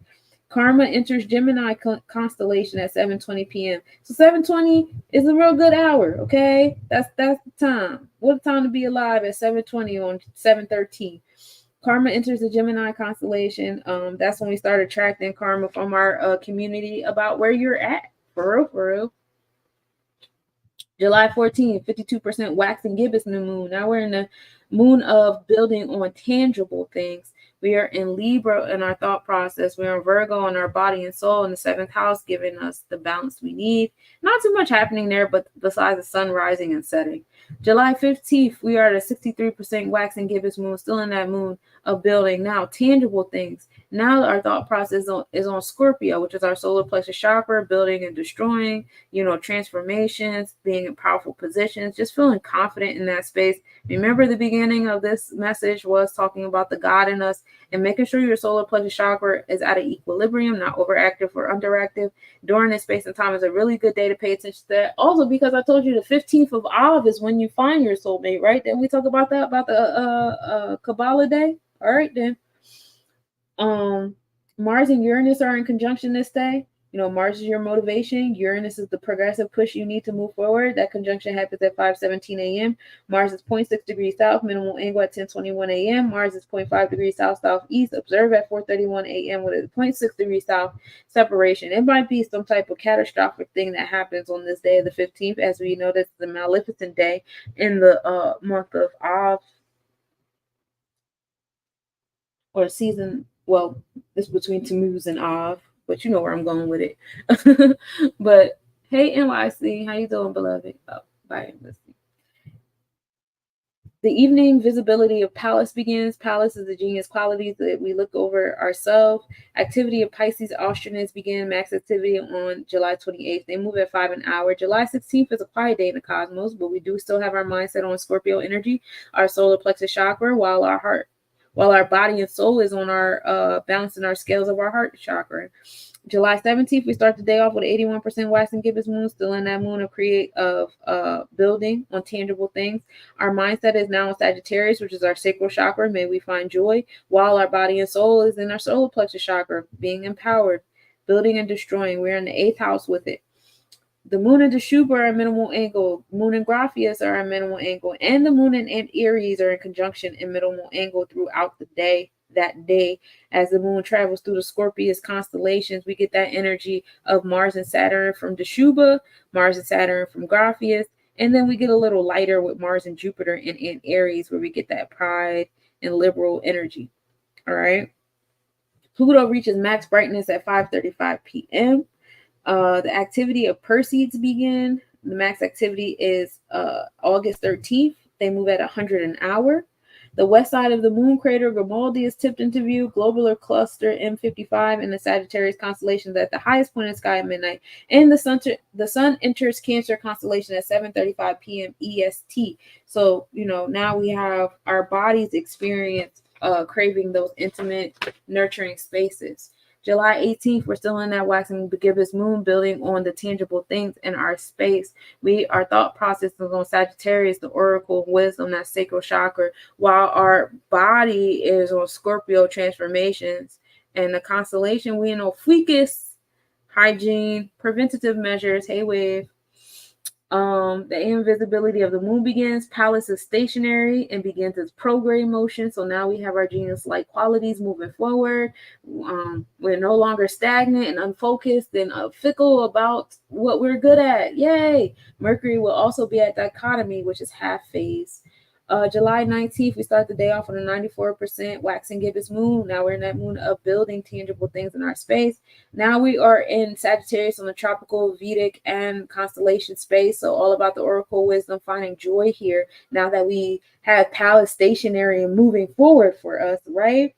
Mars and Pleiades are in conjunction. So, you know, configuring the wounds in our motivation and our ambition space is important here. The max declination of the moon during current lunar cycle begins. So, you know, the moon is going to be big and pretty for us and pretty orange. We're going to have a big, pretty orange moon with the moon being around Sagittarius stars. Comet 13P Ober is the smallest distance to the Earth. Right above the Leo Minor constellation, the north pole of the moon will be tipped into view at 9:06 p.m. The moon and Cos Borealis will have minimal angle in conjunction at 9:12 p.m. Cos Borealis is in the Sag constellation and gives off the energy of Jupiter and Mars, which is ambition, pride, power, business, and justice. So feel that in the internal side of your third eye. Eros enters Virgo zodiac, so the mindset on our love space is now on organization and how to implement this love energy into our daily routine. Some of y'all gonna be moving in with people. Some of y'all gonna be more invested in people than you were before, and that's fun. July 20th, we start the day off with a 98% waxing gibbous moon, still in that moon of building intangible things. Our mindset is on Capricorn, which is taking the initiative of building and materializing business energy. Hey, Max. Our sidereal constellation is on Sagittarius, which is our sacral chakra energy. We are bouncing between the 9th and 10th house. We're going to be like right on the border of the 9th and 10th house energy with it. So the 9th house being that Sagittarius house of the oracle sage wisdom, your generosity and stuff, and 10th house being that Capricorn house of, you know, that earth energy in your root chakra, giving you the basic resources and stuff like that, which is fun. Pluto is the smallest distance to the Earth. The Moon and Albalda will be in conjunction, and Mars and Pleiades will be at minimal angle. Mars and Pleiades is giving you that motivation that you need to move through your sorrow. Some of you guys might be easily triggered. Somebody might even touch a wound on you, especially with July 20, 2 being the number of emotion or whatever. And this is the last day. Well, this is the first day of the third decan of the month. The third decan is the decan of emotion and creativity. So to have Mars and Pleiades here, and then also Mars entering the Leo constellation, which is your Tippereth, which is more emotion and creativity and dramatic. Be mindful of being overly dramatic at this period of time. Hey, Zodiac Slayer. Be mindful of being overly dramatic around this period of time. Be mindful of how you react on the 20th to different things, and just know that everybody's energy is on edge. On all elements, all modalities, because you have Capricorn, Sagittarius, and Moon. And then air gets affected by everything because it can infiltrate anything. So all 4 facets will be affected by that. So July 20th is an extremely emotional time. Be mindful of different things pulling on your energy to be emotional, whether it's people, shit on the TV screens, all that. It matters. July 21st, we start off the day with 100% waxing gibbous moon. We are in Capricorn and Sag on the sidereal constellation, still in our root chakra, aligning our root chakra with our sacral chakra in the 10th house. So if you can align your root chakra, your basic sense of self, your resources, your survival skills with your space of joy, you are in a place of success, okay? The moon and Pluto will have minimal angle at 9:56 a.m. The moon will be 1.7 degrees south-southeast, conjunction at 9:13 a.m. with the moon being 1.8 degrees south, and we'll be able to observe that at 3:46 a.m. with a 4.2 degrees southwest separation. Provide transformations to our third eye. The full moon is at 6:18 a.m. This is when the earth is between the moon and the sun. This is also called the salmon moon, the buck moon. This is the last regular moon also, because the next 4 full moons will be super moons. Just to let y'all know. Mercury has the longest evening elongation, which is the angle to the sun at 2:29 a.m. All right. Mars enters the Gemini zodiac on the 21st. So now we have our mind motivation being on community. Mars also enters Draconic Leo at 7:45. So now we have our soul's motivation being on our inner child and creative self, dramatics.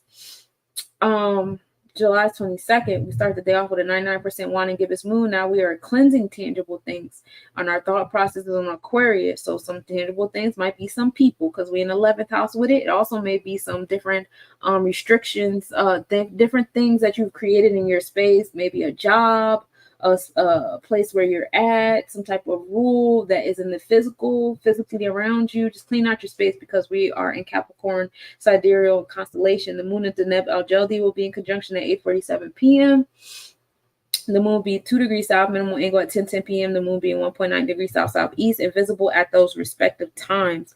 Deneb Al-Jodi is in the Capricorn constellation. This is located at the tail of the goat, and this brings happiness. Saturn and Jupiter is on the forefront energy of Deneb Al-Jodi, bringing dignified, pious, and conservative energy. July 23rd, we start the day off at a 96% wine and gibbous moon, still in the moon of cleansing. Physical things, we are in Aquarius, Capricorn with it, so we all up in our root chakra as we cleanse these physical things up out of our root chakra. A lot of root work happening there. We're in the 11th house with it, which is the Aquarius house, and this is DC energy. So this is 7th house, finding balance here between the physical and the non-physical in our root chakra. Pluto is in opposition with the sun at 9:12 a.m., which is the best visibility of the year. The sun enters Leo zodiac at 8 p.m. Eastern Standard Time. So our experiences, our thoughts on our experiences now enter that Leo energy of the inner child, the dramatics, the excitement, fire energy, heart chakra vibes. Juno enters Virgo constellation at 8 p.m. Eastern Standard Time. Juno is the Hera energy. What do you need in a relationship to want to stay in it? Now you're going to find some self-organization, learning how to apply certain things into your daily routine. This is really like learning how to implement whoever your significant other ends up being, or what your desires for a significant other end up being, and how you wish to implement that into your habits and routine and stuff. July 24th, 90% wine and gibbous moon, still cleansing tangible things. Now we're in Pisces with it, with Aquarius in the sidereal and constellation. So in our thought process, we're cleansing off the things we believe and how maybe y'all cleaning out y'all altar spaces, some art, some different tangible things in your space that represent belief systems that no longer are valid. And in the meantime, certain people getting away. So some of y'all might be dealing with breakups while some of you guys are dealing with really aligning, right? The moon is the smallest distance to the earth, which we call perigee in the astronomical realm. Mercury and Regulus are at minimal angle. So your throat chakra, for my spiritual invocators, July 24th is for you. That is the day to speak into existence the riches and the glory and the power. And with that being said, keep in mind on our stars, those celebrities, because they will try to invoke your energy on July 24th. In fact, July 24th, that's 768, right? So that's kind of close to God because 764 is God. Four to the double is 8. High highs, low lows. So we kind of close there. So be mindful of people pulling on your energy. Moon and Saturn, minimal angle at 4:52 p.m. The moon is 0.2 degrees southeast. Occultation conjunction at 4:36 p.m. The moon is 0.2 degrees south, observe at 10:52 p.m. with a 4.3 degree east-northeast separation. Saturn brings challenges to your third eye, to your experience of things, and we move in gratitude because that's giving us new roots that we need. July 25th, that's my baby birthday. We start the day off at 82% wine and gibbous moon, removing the tangible things from our space. We are in Pisces with the thoughts with it. Body and soul in Aquarius around our social space. We in the 12th house with Pisces, so attracting a lot of that's why. So I don't think my son can hear me, but I want to take my son to the Hindu temple out here for his birthday. I think that he will like that. And now that I'm looking at the moon and all that, yeah, that's where it's at. That's what it's hitting for. The moon and Neptune is in conjunction at 12:13 p.m. The moon is 0.3 degrees north. Minimal angle at 12:07 p.m. with the moon being 0.3 degrees north-northwest. Observe at 4:27 a.m. with a 3.9 degree west-southwest separation. So that moon and Neptune being in alignment is really nice for my spiritual readers, my mediums, Adonis. This one is for you because I really feel your energy heavy once I started talking about July 25th, and that's 778. All right, y'all. Karma enters Cancer zodiac at 8 p.m. EST. Ooh. Karma coming to the home and family and nurturing spaces, and we move in gratitude. July 26th, we start the day off with a 72% wine and gibbous moon, still in that moon of cleansing physical things out of our space, new beginnings in our thought process as we do this cleansing, as we're in Aries zodiac, body and soul in Pisces, so we're cleansing out more altar type things in the 12th house with it. The moon is at geocentric elliptical latitude 0 and increasing. So you'll see the moon going higher and higher in the sky. Mercury and Regulus are a conjunction at 6:21 p.m. Mercury is 2.5 degrees south. Again, coming to that, you guys got like 2-3 days to really speak into existence the riches you want in your space. That's fly from July 24th, 25th, 26th. So you got 3 days to do that, and that's love. Evening visibility of Juno begins in Virgo constellation. Mercury enters Virgo zodiac. So now we have Mercury entering its home space. Happy homecoming to my Virgo Mercurians. That's me. So enjoy. July 27th, we have the wine and gibbous moon. We're still in that moon of cleansing tangible things, new beginnings in our thought process, still cleansing things off of our altar with that Pisces in the sidereal constellation in the 12th house of Aquarius. Mercury will be the largest distance to the sun, which is aphelion. So Mercury will be far off from your experience, unless you want it to be there. Last quarter moon at 10:52 p.m. The moon is best visible right before sunrise. So remember, the 27th is in the third decan of the month. This is the decan of expression and understanding, creation, and emotion, right? So on the 7th day of the third decan, 7 rules over Libra house, balance. Now we are looking at what we cleansed from the physical, right? The gibbous, the physical. Do you like everything you cleanse out the physical? Everything cleared away the way you want it to be cleared out before we move to the non-physical, right? That matters. July 28th, we start the day off with a last quarter moon, okay? Taurus in our thought process, so heart chakra on it. Aries in the sidereal and in the constellation space, so new beginnings. In our first house, so it's on our aura. The Pisces Australians reach their max activity and they move at 5 in an hour. 26 is the Mayan Ray Day out of time. Really? I gotta look into that. You know what? You're not the first person to tell me about the Native American calendars too. I guess I take my signs in threes, and I think you're the third person to say that to me. So, by the next planetary forecast, I'm gonna be on it. Y'all know I love to learn and I love to share what I learned, so I'm gonna be on it. I got y'all. You said come read to you in person.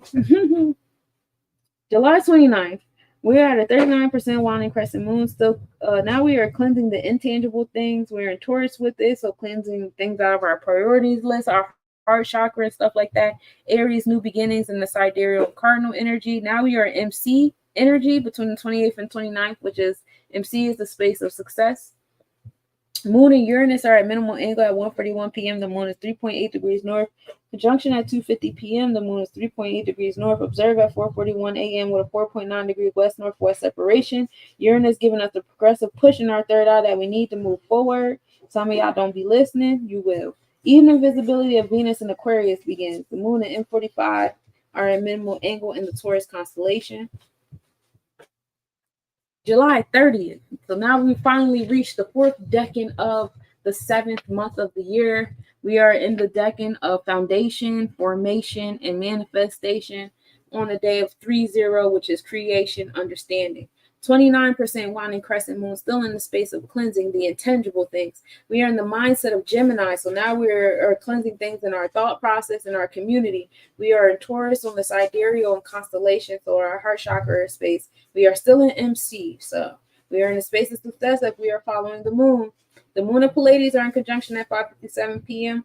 The moon is 0.8 degrees south, minimum angle at 5:59 p.m. The moon is 0.8 degrees south. Occultation does occur. So again, our third eye, guiding us through our places of sorrow. The moon and Mars are at minimal angle as well. So now you have your motivation on your third eye. After it's like, what that made me think of? So like in my human design, anger is my emotion thing.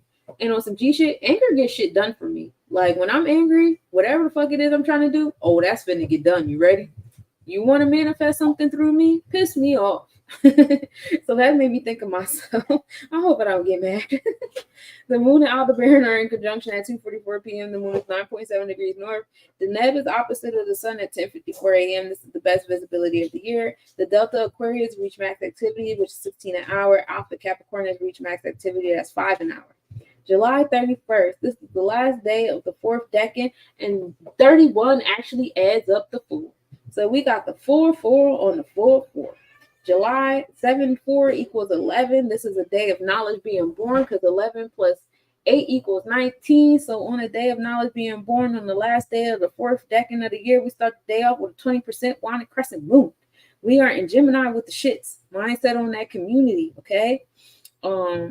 We still sidereal and on constellation in our heart chakra with Taurus in the second house. The moon and Jupiter will be in conjunction at 8:14 p.m. The moon will be 4.5 degrees north. Minimum angle at 7:46 p.m.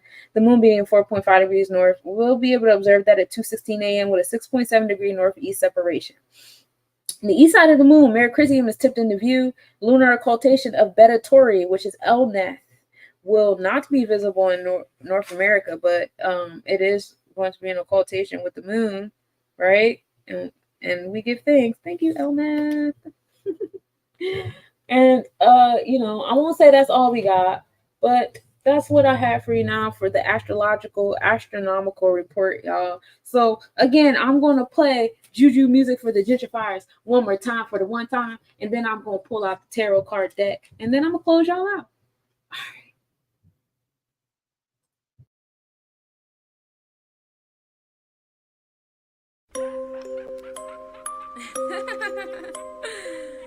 This for the gentrifiers. This for the gentrifiers. Papa Legba, Yeshua, Ilegua, come out, Papa Legba, Yeshua, Ilegua, come out, Papa Legba, Yeshua, Ilegua, come out. our land. Yes, we was here first. They came here on a boat. They'll leave here in a hearse. They'll leave here through the dirts. They're going through the earth. We're channeling their ancestors to undo their hurts. Cause once upon a time, we all could read and write. That legalese is lies. Strong men spelled cursive ties. Strong men all caps disguise. They've gentrified our lives. We've redefined their sights. We've redefined their kind. Yes, this is juju music. This shit here is voodoo music. This shit here is voodoo music. When you chant, they gonna lose it. Yes, this is juju music. This shit here is voodoo music. Yes, this shit is voodoo music. When you chant, they gonna lose it. When you chant, they gonna lose. Which ancestor you gon' choose? Play their game, but by our rules. I'm Queen Annie the Maroon. I am Queen of Dongo. I am Queen of Zinga. I am Yenaga. I'm Carlotta and Fermina. Cause this is juju music. This shit here is voodoo music. When you chant, they gonna lose. Which ancestor you gon' choose? Cause this is juju music. This shit here is voodoo music. When you chant, they gonna lose. Which ancestor you gon' choose? I am a goddess. I am a priestess. I chant these mantras and they all repeat it. If we make a promise, this land we gon' seize it. Get vengeance for Mother Earth treason. This ain't the gentrifier. This for the gentrifiers. This for the gentrifiers. This for the gentrifiers. Repetition of empires. Invading land with gunfire. Slavery not hostess for hire. Income not what you desire. Outcome working jobs by hours. Mindset waiting to retire. Never stop working for dollars. Cause this is juju music. This shit here is voodoo music. Which ancestor you gon' choose? When you chant, they gonna lose. Cause this is juju music. This shit here is voodoo music. Which ancestor we gon' choose? When we chant, they gonna lose. I mean, my spirit guides come in with that sin. My ancestors defend. I got that juice to transcend. I mean, my spirit guides come in with that sin. My ancestors defend. I got that juice to transcend. Cause I am a Santi, I am a Sata, I am a host, I am a homie, I am a Tamba. Yes, I am a Tamba.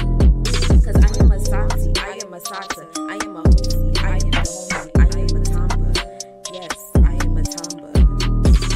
Yes, this is juju music. This shit here is hoodoo music. When we chant, they gonna lose. Which ancestor we gon' choose? Hey, choose. Cause when we chant, they gonna lose. Which ancestor we gon' choose?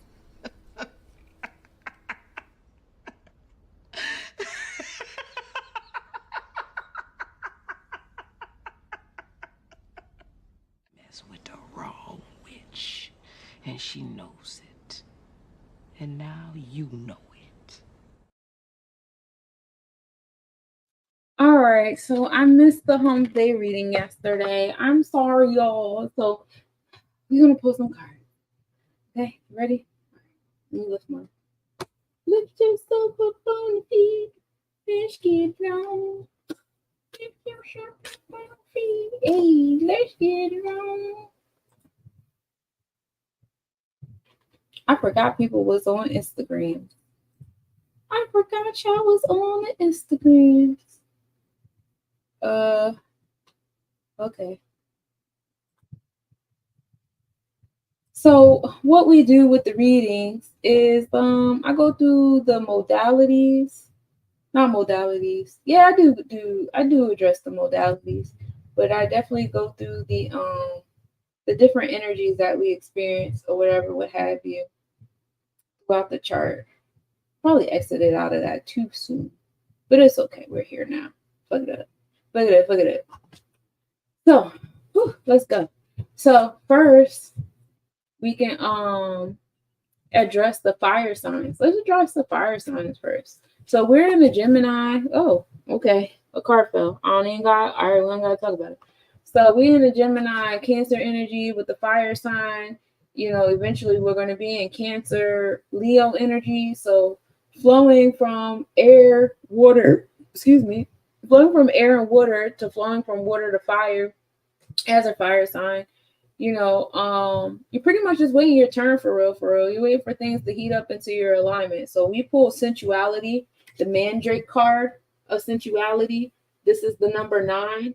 Being mindful we giving birth to. Some of you fire signs finna have some babies. Hey, Mr. Soul, you came in right in time. SOL. We're talking about fire energy.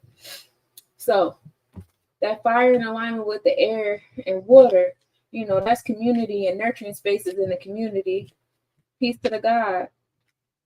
And having that alignment, therefore, with you being in action, you taking action in the community, you taking action in the nurturing spaces, and then eventually it'll slow down a little bit more for you. Because I know that air could be a lot. Have you punching in the air and shit, it could be a little trigger, and we know what air does to the fire. But give grace and give space, because water is going to, nurture you, and then you'll be ignited in your own personal fire. And that goes for Sagittarius, Leo, and Aries energy. Then temperance. Oh, see, look, mind your temperance. Mind your emotions on a regular basis, and how you do yourself on a regular routine of things. Again, this is fire sign. This is Sagittarius, Aries, and Leo vibes.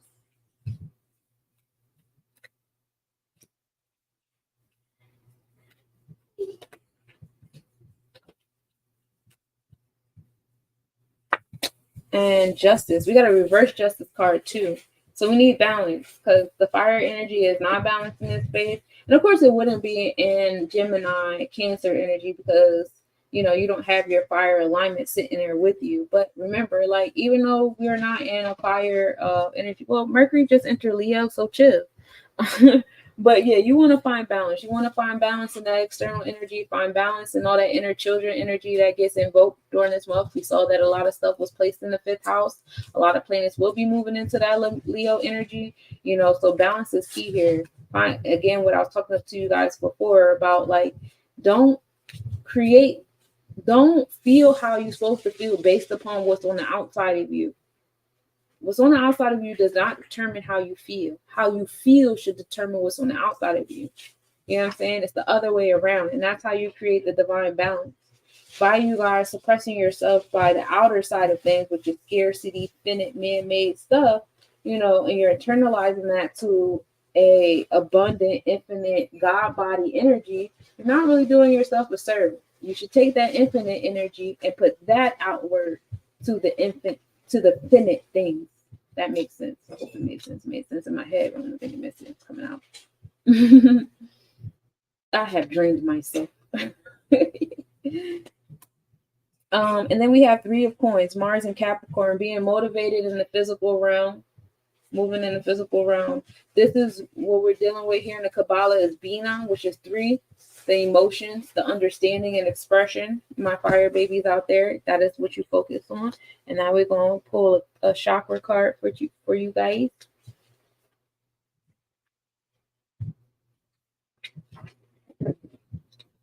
Expression of the coin. Destiny. That's what we focused on, destiny. Again, coming back to the fact that, hey, 3 of coins, Mars and Capricorn, being motivated towards that physical stuff. I only feel good about myself when I got physical shit around me. That's not how you do it. You feel good, so there is now physical stuff around you. That's how it works. All right, and then I'm gonna give you a divination card. And then I'm gonna close y'all out, fire, and we're gonna move on to the water. Water. Ooh, social doings. 2-1. Still bring you back to the 3.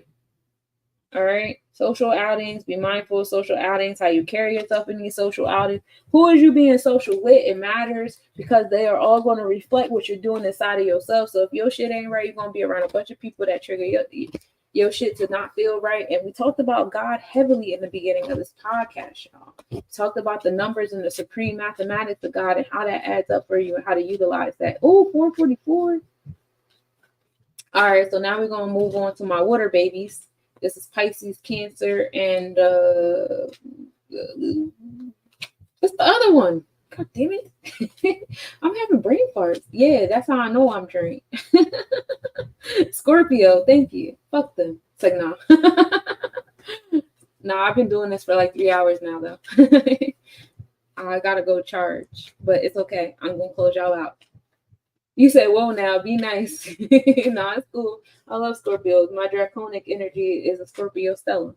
My sun, moon, Mercury, and Venus all in Scorpio. And my progressive chart is about to line up with that Scorpio energy as well. About to enter my 7th year of my Scorpio shit. That's probably why I keep attracting Scorpios playing in my face. All right, let's pull the water card. Ooh, we got offering. This is tobacco.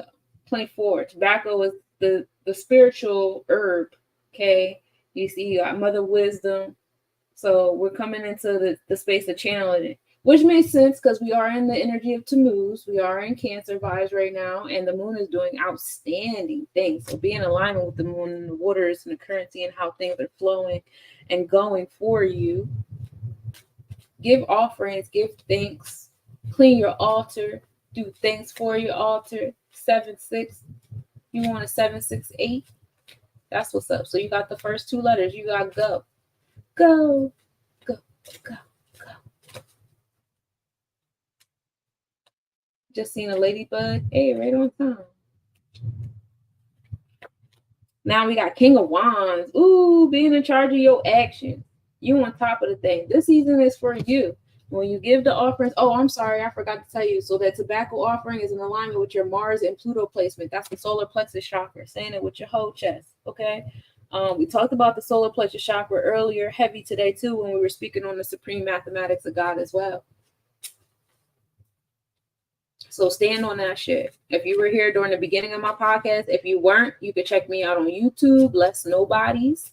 Rewind that joint to the beginning and listen to me rant and drag and drain my energy talking about God. We are in Yesod with it. You're in the 9th sphere. This is the 9 of Cups, and we're talking about your Jupiter and Pisces. So that is your sacral chakra. So we're going to align that solar plexus chakra with your sacral chakra, your space of joy and feeling empowerment and putting 10 toe down, you know, in that space of joy. 9 of Cups, 9 is the number of completion, humanitarian pursuits. That is the supreme mathematics of being born through the water. A little baptism exercise happening here. Ain't nothing wrong with it. Flow with it. Tap into your Yesod. That is your sacral chakra. Hey, Sagittarius.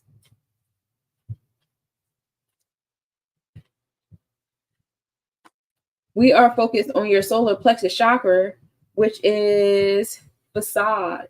Creating a facade. Smoking mirrors in your space. You know, that brings you back to the initial card that I pulled. The tobacco card of offering with the solar plexus chakra. Be mindful of certain energies responding back to you and them being phony, because there will be some energies that come back to you, answer back to you, and pretend like they answer to what you asked for. They ain't the answer. They just want to sit up in your space. And we talked about that earlier when we talked about God too. Everybody not supposed to sit with you just because you friendly and they friendly. We could be friendly. That don't mean we friends. Discernment is key. You can have discernment without judgment.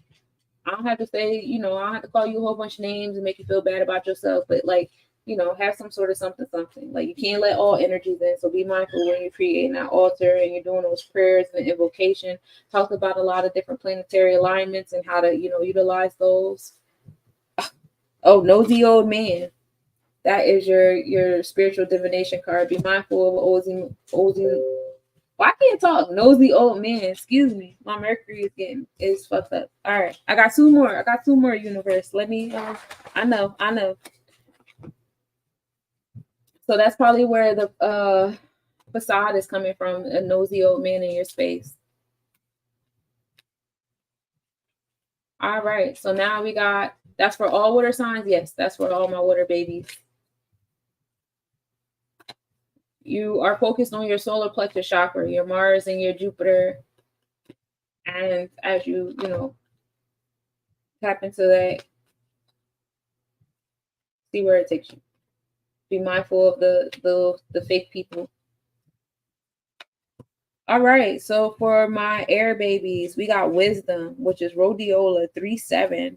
This is emotions on your God self. And we're talking about Uranus and Mercury here. So invoking the things in your space that's going to give you the progressive push you need to move forward. You know, we got heavy Gemini alignments here in the community, as well as Aquarius for your social interactions happening that we talked about in the astrological report. So being mindful of that and knowing that a lot of that air stuff is in your space to give you the push that you need to do the things that you need to do. So that's important, okay? And it's going to give you the wisdom. We love it here for all my air signs. Doesn't matter where air is placed in your chart. That's what you're going to experience in that area of your chart.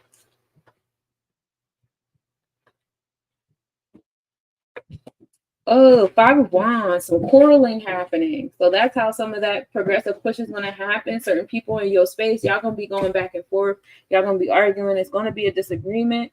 I would suggest y'all tap into Do the Knowledge Radio. He did an awesome episode yesterday. He had a reverend up there that was well versed in communication skills and healthy communication and how to conduct a healthy conversation. And so if you need a little insight on how to conduct a healthy conversation without, all the emotional unintelligence, I'll definitely tap into that interview, and also, tap into her for her services. She seemed well versed in what she did. Her facial expressions was telling on her, but her throat chakra was popping. I peeked.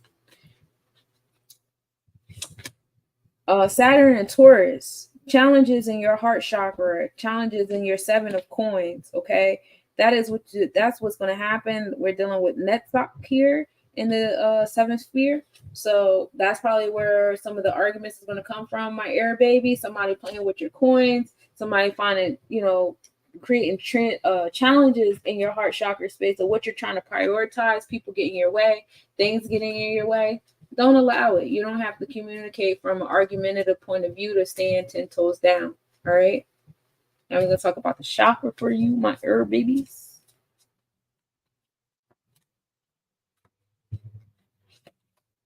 Grief in the heart chakra. Ooh. Y'all be mindful of your heart chakra. I'm sorry, y'all. My air babies, y'all is dealing with it. Y'all going to be going through it with all them Taurus placements and the Libra placements. And we are in the 7th month. 7th house is the balance. But we give thanks because like these things that you're going through is to rebalance you so you can have the things that you need. So, don't internalize it as trauma. Please, please, please. I know Saturn be coming with the hands. Okay. And it's all about how you choose to internalize and express, right? It's all about how you choose to utilize that wisdom and understanding. Just make sure your knowledge is intact and your knowledge is not in alignment with some regurgitation that somebody told you to repeat so you can sound knowledgeable, right? Talked about that earlier in this podcast. Are you regurgitating shit? Or are you tapped into the God in you? Because it matters. And questionable luck. 5 and 4, powering your truth and foundation of things that brings you to a space of being born. I mean, don't question it. Jupiter is doing some things. I wouldn't question certain things. I would just let it flow and accept it for what it is.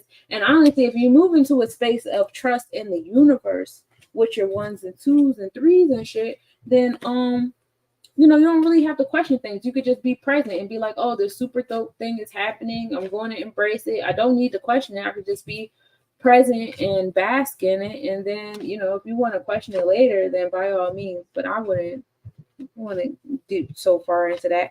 All right. So I did my fire, I did my air, I did my water. Now it's time for earth. That's my Capricorn, my Virgos, and my Taurians, ruling over the root, the heart, and throat chakra.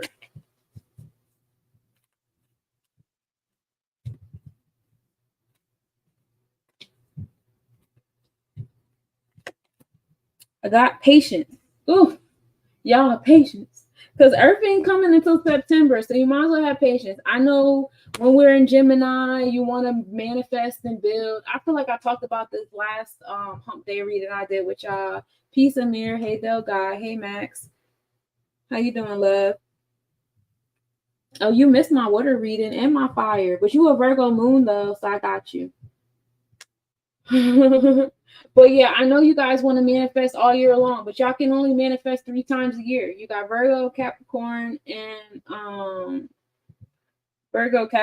Taurus. Like, I won't say that only 3 times a year, but those are the seasons that are Earth or whatever. So, you trying to do all your earthly stuff during a Gemini Cancer sun or during a Cancer Leo sun, that's going to frustrate you. Have patience. Know that Gemini is the thought, right? And then Cancer is, the womb and the waters to nurture. And then we get into fire, which is the action. and then we materialize into Venus, the earth. Okay, so go through this process, my earth babies. It's a process. That's a very surface level way of looking at it. Looking at what did I say? Jupiter is in Gemini, making all Geminis expand all the rest of the next 12. Yeah, I did all of that already, love. You can check me out on YouTube. I've been up here for like 3 hours now. I'm just doing tarot readings. I'm about to close out.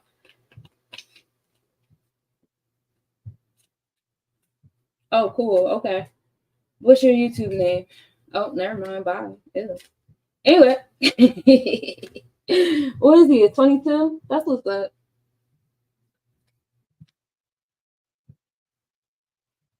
Could have stayed around and said what his YouTube page was. I would have watched it. But you know, that's what happens when people egos be dusty, I guess. Anyway, so we got the Hangman. Don't get so hard on yourself because you can't manifest this time of year. It's not time. You got like a lot going on. So be careful with that. I don't know what that emoji is. But yeah, the Hangman, you guys feeling bad about yourselves? The manifesting thingies is doing the most for you. I got you, Adonis. I'm gonna do a personalized reading for you after I do Earth. Oh, phone call. Okay. So now I'm gonna pull from the Kabbalah for my Earth babies.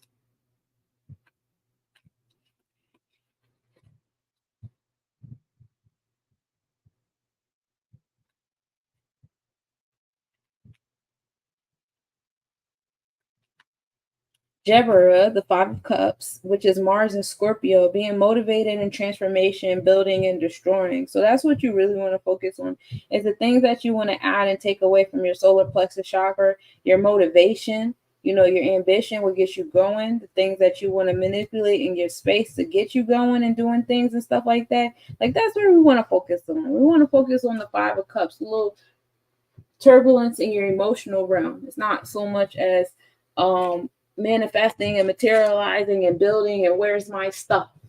You know what I'm saying? And as far as chakras go,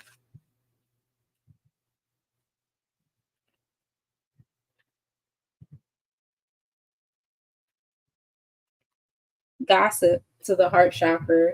Be mindful of people talking about you. There are a lot of people around you that are accustomed to you. That's heart chakra, that's Taurus energy. So especially my Taurians out there, there's a lot of people that's accustomed to you, always moving in that manifestation mode. But as you learn how to flow, which is probably something new for you in this space, a lot of people not gonna know how to take that. Mars is in Scorpio. That means it's going to be transformations to your motivation. So now you've done listening to my podcast and you're like, oh my God, I got to move different. I can't manifest during this time. It's not time for me to start doing that till Virgo season. And then everybody going to be like, what the fuck?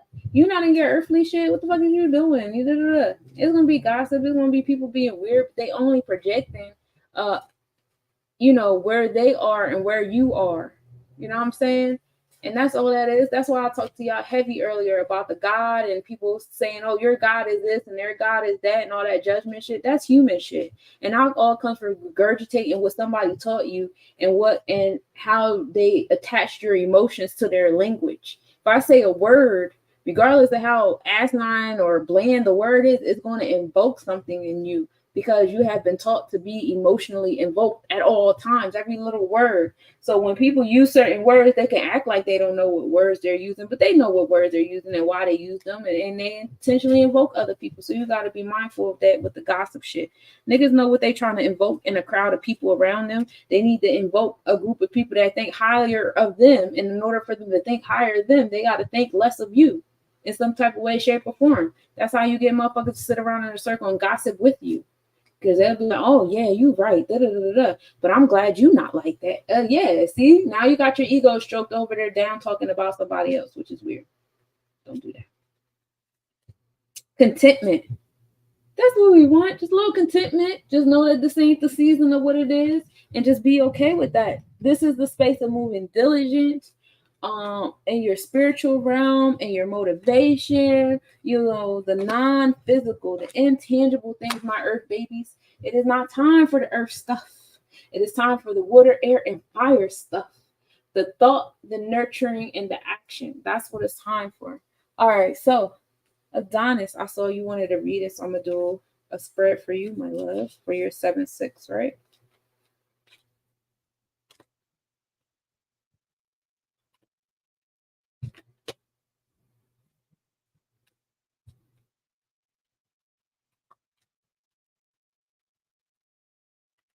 You got the wisdom card. Didn't I pull this for the water babies anyway? No, it was air. Yeah, you got the wisdom card. 3-7, your Uranus and Mercury. So you know Uranus is the progressive push that you need in your space to move forward. We know Uranus is in Taurus right now. Mercury just entered Leo zodiac. So that's invocation, the confidence, the inner child, the Tippereth. Hey Latricia. So let's expound on it a little bit. On your wisdom, your progressive pushes, and your communication to set wisdom.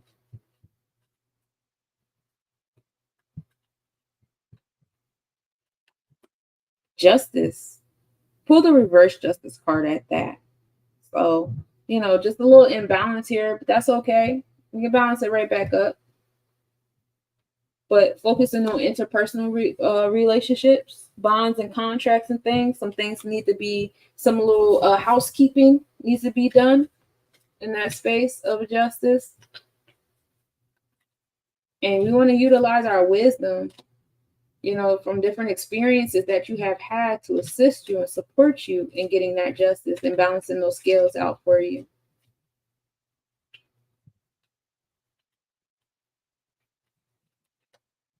Judgment. The judgment card. Be mindful of judging yourself and others, because that is a sense of injustice. You got the justice card on extra reaches too. Yeah. Justice is in order, fun and balance and fairness.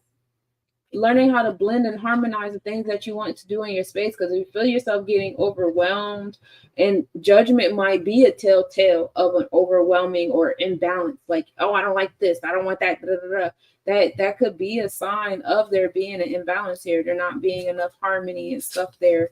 So it's coming from a judgy place of what's good and what's bad. And that's really just like an indirect way of pushing certain things out your space and pushing certain things in your space. We're just not doing it with the right mind, body, and soul alignment with the labels. That's all. You're going to focus on your Malkuth, your challenges in your Sagittarius. We want you to focus on the challenges in your sacral chakra, your generosity, your luck, and your wisdom. How you indulge in your sensories. Malkuth is your earth energy. That's your 10, your 1 and 0 in your space. So basically come back down to your earthly self a little bit and allow yourself to have some earthly joys, because you're straddling all of these dimensions at one time for a reason, and you got to feel lucky about that, but don't be so far up in the higher Sephiros that you forget about your Malkuth. There's definitely challenges happening in that space now for you, so be mindful of that. But it's just a push you closer to your sacral chakra and allowing yourself to feel joy. Your Chiron is in Sag. Oh yeah, definitely transmuting that energy. And Chiron is in Aries right now too. So it wants new beginnings for everybody in that space. And patience. Be patient, be present. Take your time, give yourself grace. The work won't be done overnight or in one seance or one ritual or whatever. Yeah, time to be human again. Allow yourself to feel that human joy. And you don't have to fully engulf in it. Just find a balance. Play the magician card on both, because you deserve to have both. Because if you already know, because you know the person that you were before. But you already know if you go too far into that, you're gonna be imbalanced in that way too. So no imbalances. And then fair treatment. Ooh, and it has a 31. So 3 + 1 is 4. Understanding and knowledge, expression and action. We love it. Fair treatment, because you deserve it. You deserve the justice. You deserve the wisdom. You deserve to give yourself patience. You deserve to have your earthly pleasures with your godly self, because that's why you're here. You're here to have both, not just one. Why would you just have just one? That's no fun. Do both of them. Enjoy yourself. All right, y'all. I'm about to play Juju music for the gentrifiers one last time. Shouts to the Cosmic Nobody Squad that pulled up on YouTube, Instagram, Facebook, TikTok. Shouts to TikTok for banning me for the next week. Shouts to people on Plenty of Fish and BLK. We love it here. All these places at the same time is pretty cool. Really cool. I can sit here in my living room and be in a whole bunch of places at the same time. That's definitely the goddess of the crossroads type energy. But yes, I appreciate y'all tuning in. Please reach out to me if you would like a personalized reading on numerology, gematria, tarot.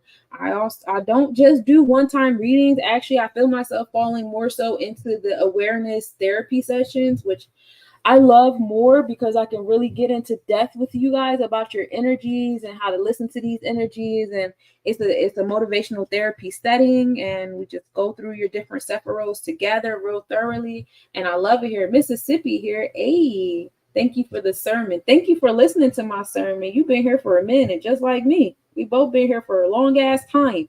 This was a work shift, okay? Somebody tell God it's time to clock out. You hear me? It's like, nah, I'll be back in a few minutes because I got to do, y'all know, during the month of 7, we're talking about justice, bonds, and contracts. My son is on the road to being 18, so we will be reading the next excerpt out of Meet Your Strawman and watching day 4 on Brandon Williams on how to nationalize yourself, which will be happening in a few minutes. So I'll be back. But that's more so my mommy hat than anything. And I just want to share with y'all what we're learning, because this is something I've been wanting to share with y'all for a minute, but I keep getting blocked. But we're undoing the blockages, right? All right. So yeah, reach out to me if you would like an ongoing, energy awareness therapy sessions, or if you just want the one-time readings, which both of them are very effective. If you get a one-time reading, you get the clarity therapy minutes with me. And that's what I got for y'all. I love y'all so much, my cosmic nobodies. I got a lot coming up. I just need to organize myself a little bit. I need to be patient with myself because I'm over here trying to do a whole bunch of earth shit, and it's not earth shit time. It's time to just like breathe and be, and I'm trying, y'all. I'm trying my best. All right, peace, y'all.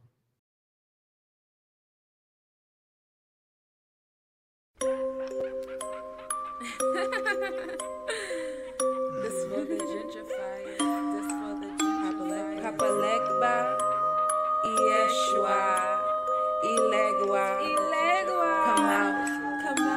Papa Legba, Yeshua, Ilegua, come out. Papa Legba, Yeshua, Ilegua, come out. 'Cause this is our land. Yes, we was here first. They came here on a boat. They'll leave here in a hearse. They'll leave here through the dirt. They're going through the earth. We're channeling their ancestors to undo their hurt. 'Cause once upon a time, we all could read and write. That legalese is lies. Strong men spelled cursive ties. Strong men all caps disguise. They've gentrified our lives. We've redefined their sights. We've redefined their kind. Yes, this is juju music. This shit here is voodoo music. This shit here is voodoo music. When you chant, they gonna lose it. Yes, this is juju music. This shit here is voodoo music. Yes, this shit is voodoo music. When you chant, they gonna lose it. When you chant, they gonna lose. Which ancestor you gon' choose? Play their game, but by our rules. I'm Queen Annie the Maroon. I am Queen of Dongo. I am Queen of Zinga. I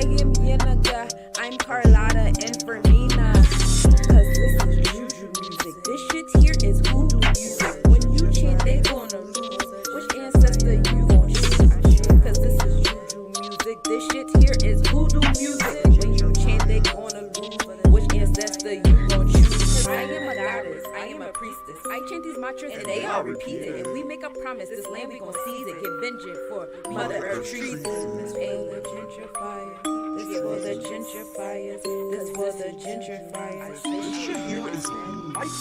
This for the gentrifiers. Repetition of empires. Invading land with gunfire. Slavery not posters for hire. Income not what you desire. Outcome working jobs for hours. Mindset waiting to retire. Never stop working for dollars. Cause this is juju music. This shit here is voodoo music. Which ancestor you gon' choose when you chant they gonna lose? Cause this is juju music. This shit here is voodoo music. Which ancestor we gon' choose when we chant they gonna lose? I mean, my spirit guides come in with that sin. My ancestors defend. I got that juice to transcend. I mean, my spirit guides come in with that sin. My ancestors, I got that juice to transcend. Cause I am a Santi, I am a Santa, I am a host, I am a homie, I am a Tamba. Yes, I am a Tamba. Cause I am a Santi, I am a Santa, I am a host, I am a homie, I am a Tamba. Yes, I am a Tamba. Yes, this is juju music. This shit here is voodoo music. When we chant, they gonna lose. Which ancestor we gon' choose? Hey, choose. Cause when we chant, they gonna lose. Which ancestor we gon' choose?